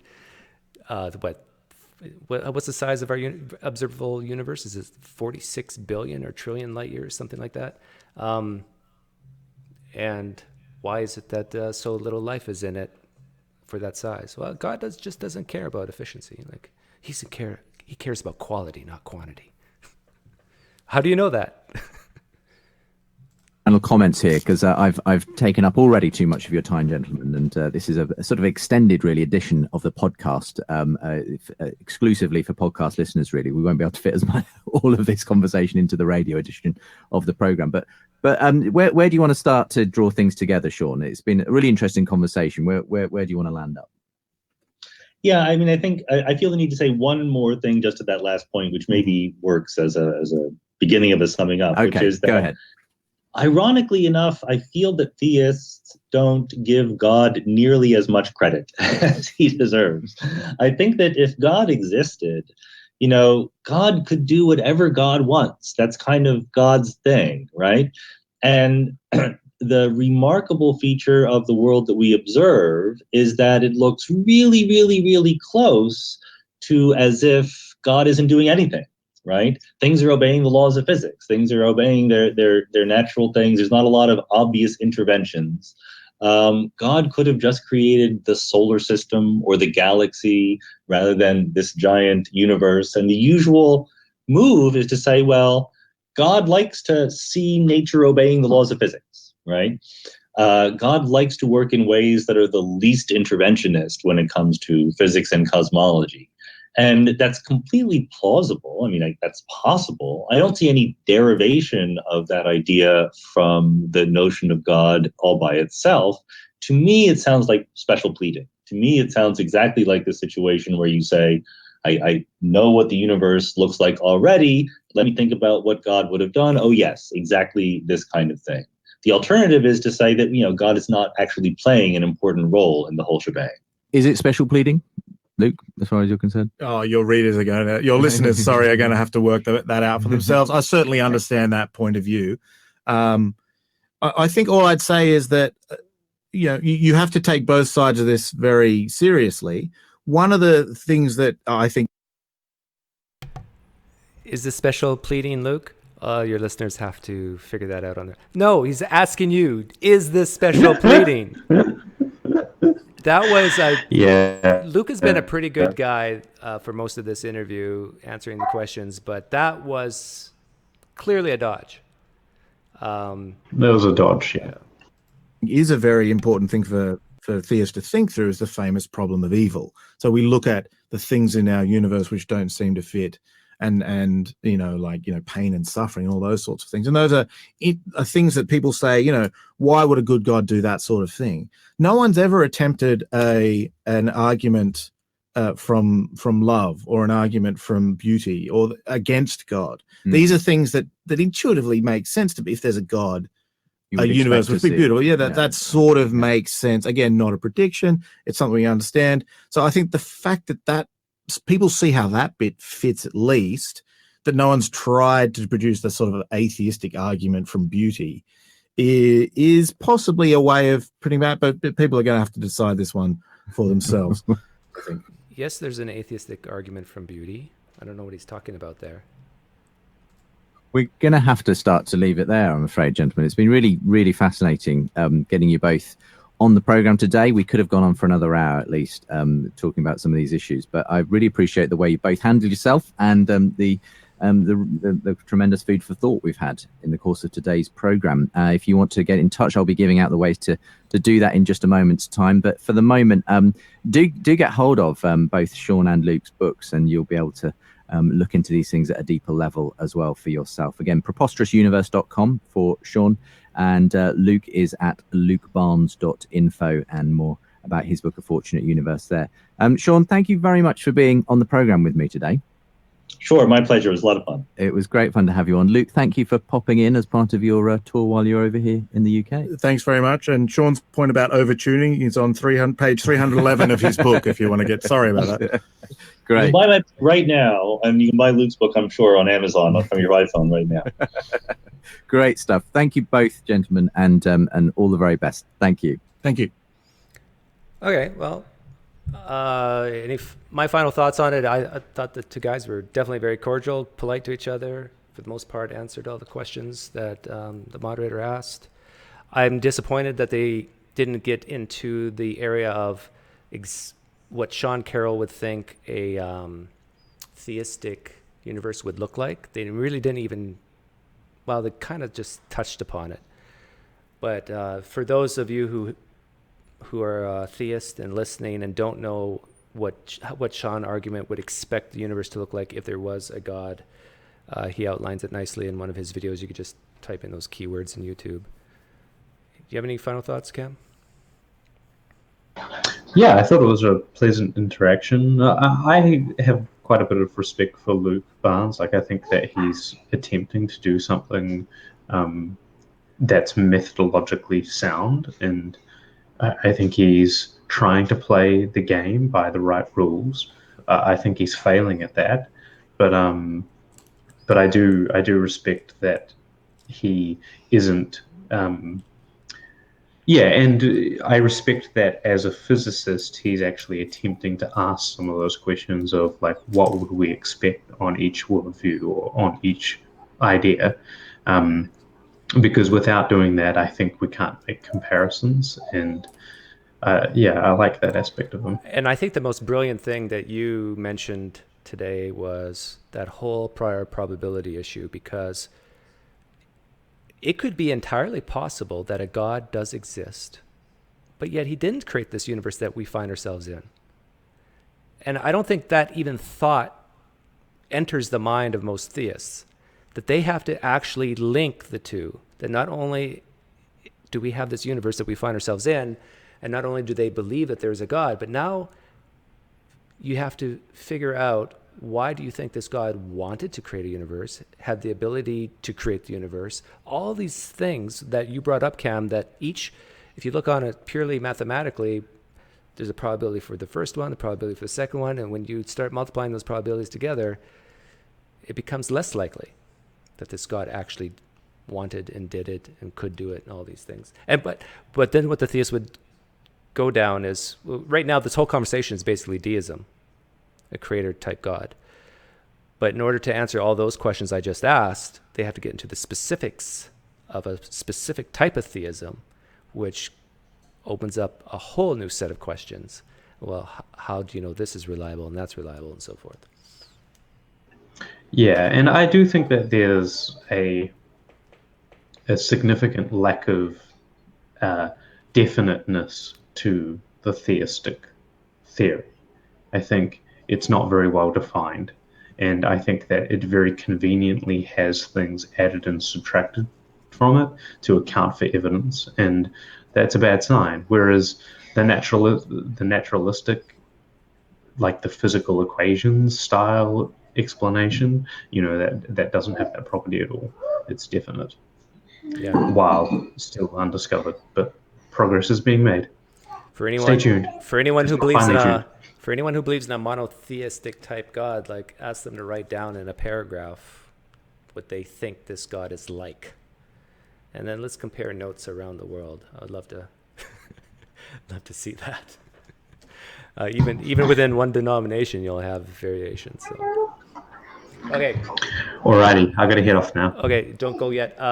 We had lots of people watching. Thank you. People probably came in and out because this is probably a 2.5 hour. That's my guess that we were on. But it was very interesting. And if you do want to rewatch Sean Carroll and Luke Barnes, you can either do it here or on the Christian Radio website. Hopefully they don't get mad at us that we basically played the whole thing. But I hope we did add some value to it by interacting here and there with it. So don't demonetize us, YouTube. Please. Okay, see you guys. Take care.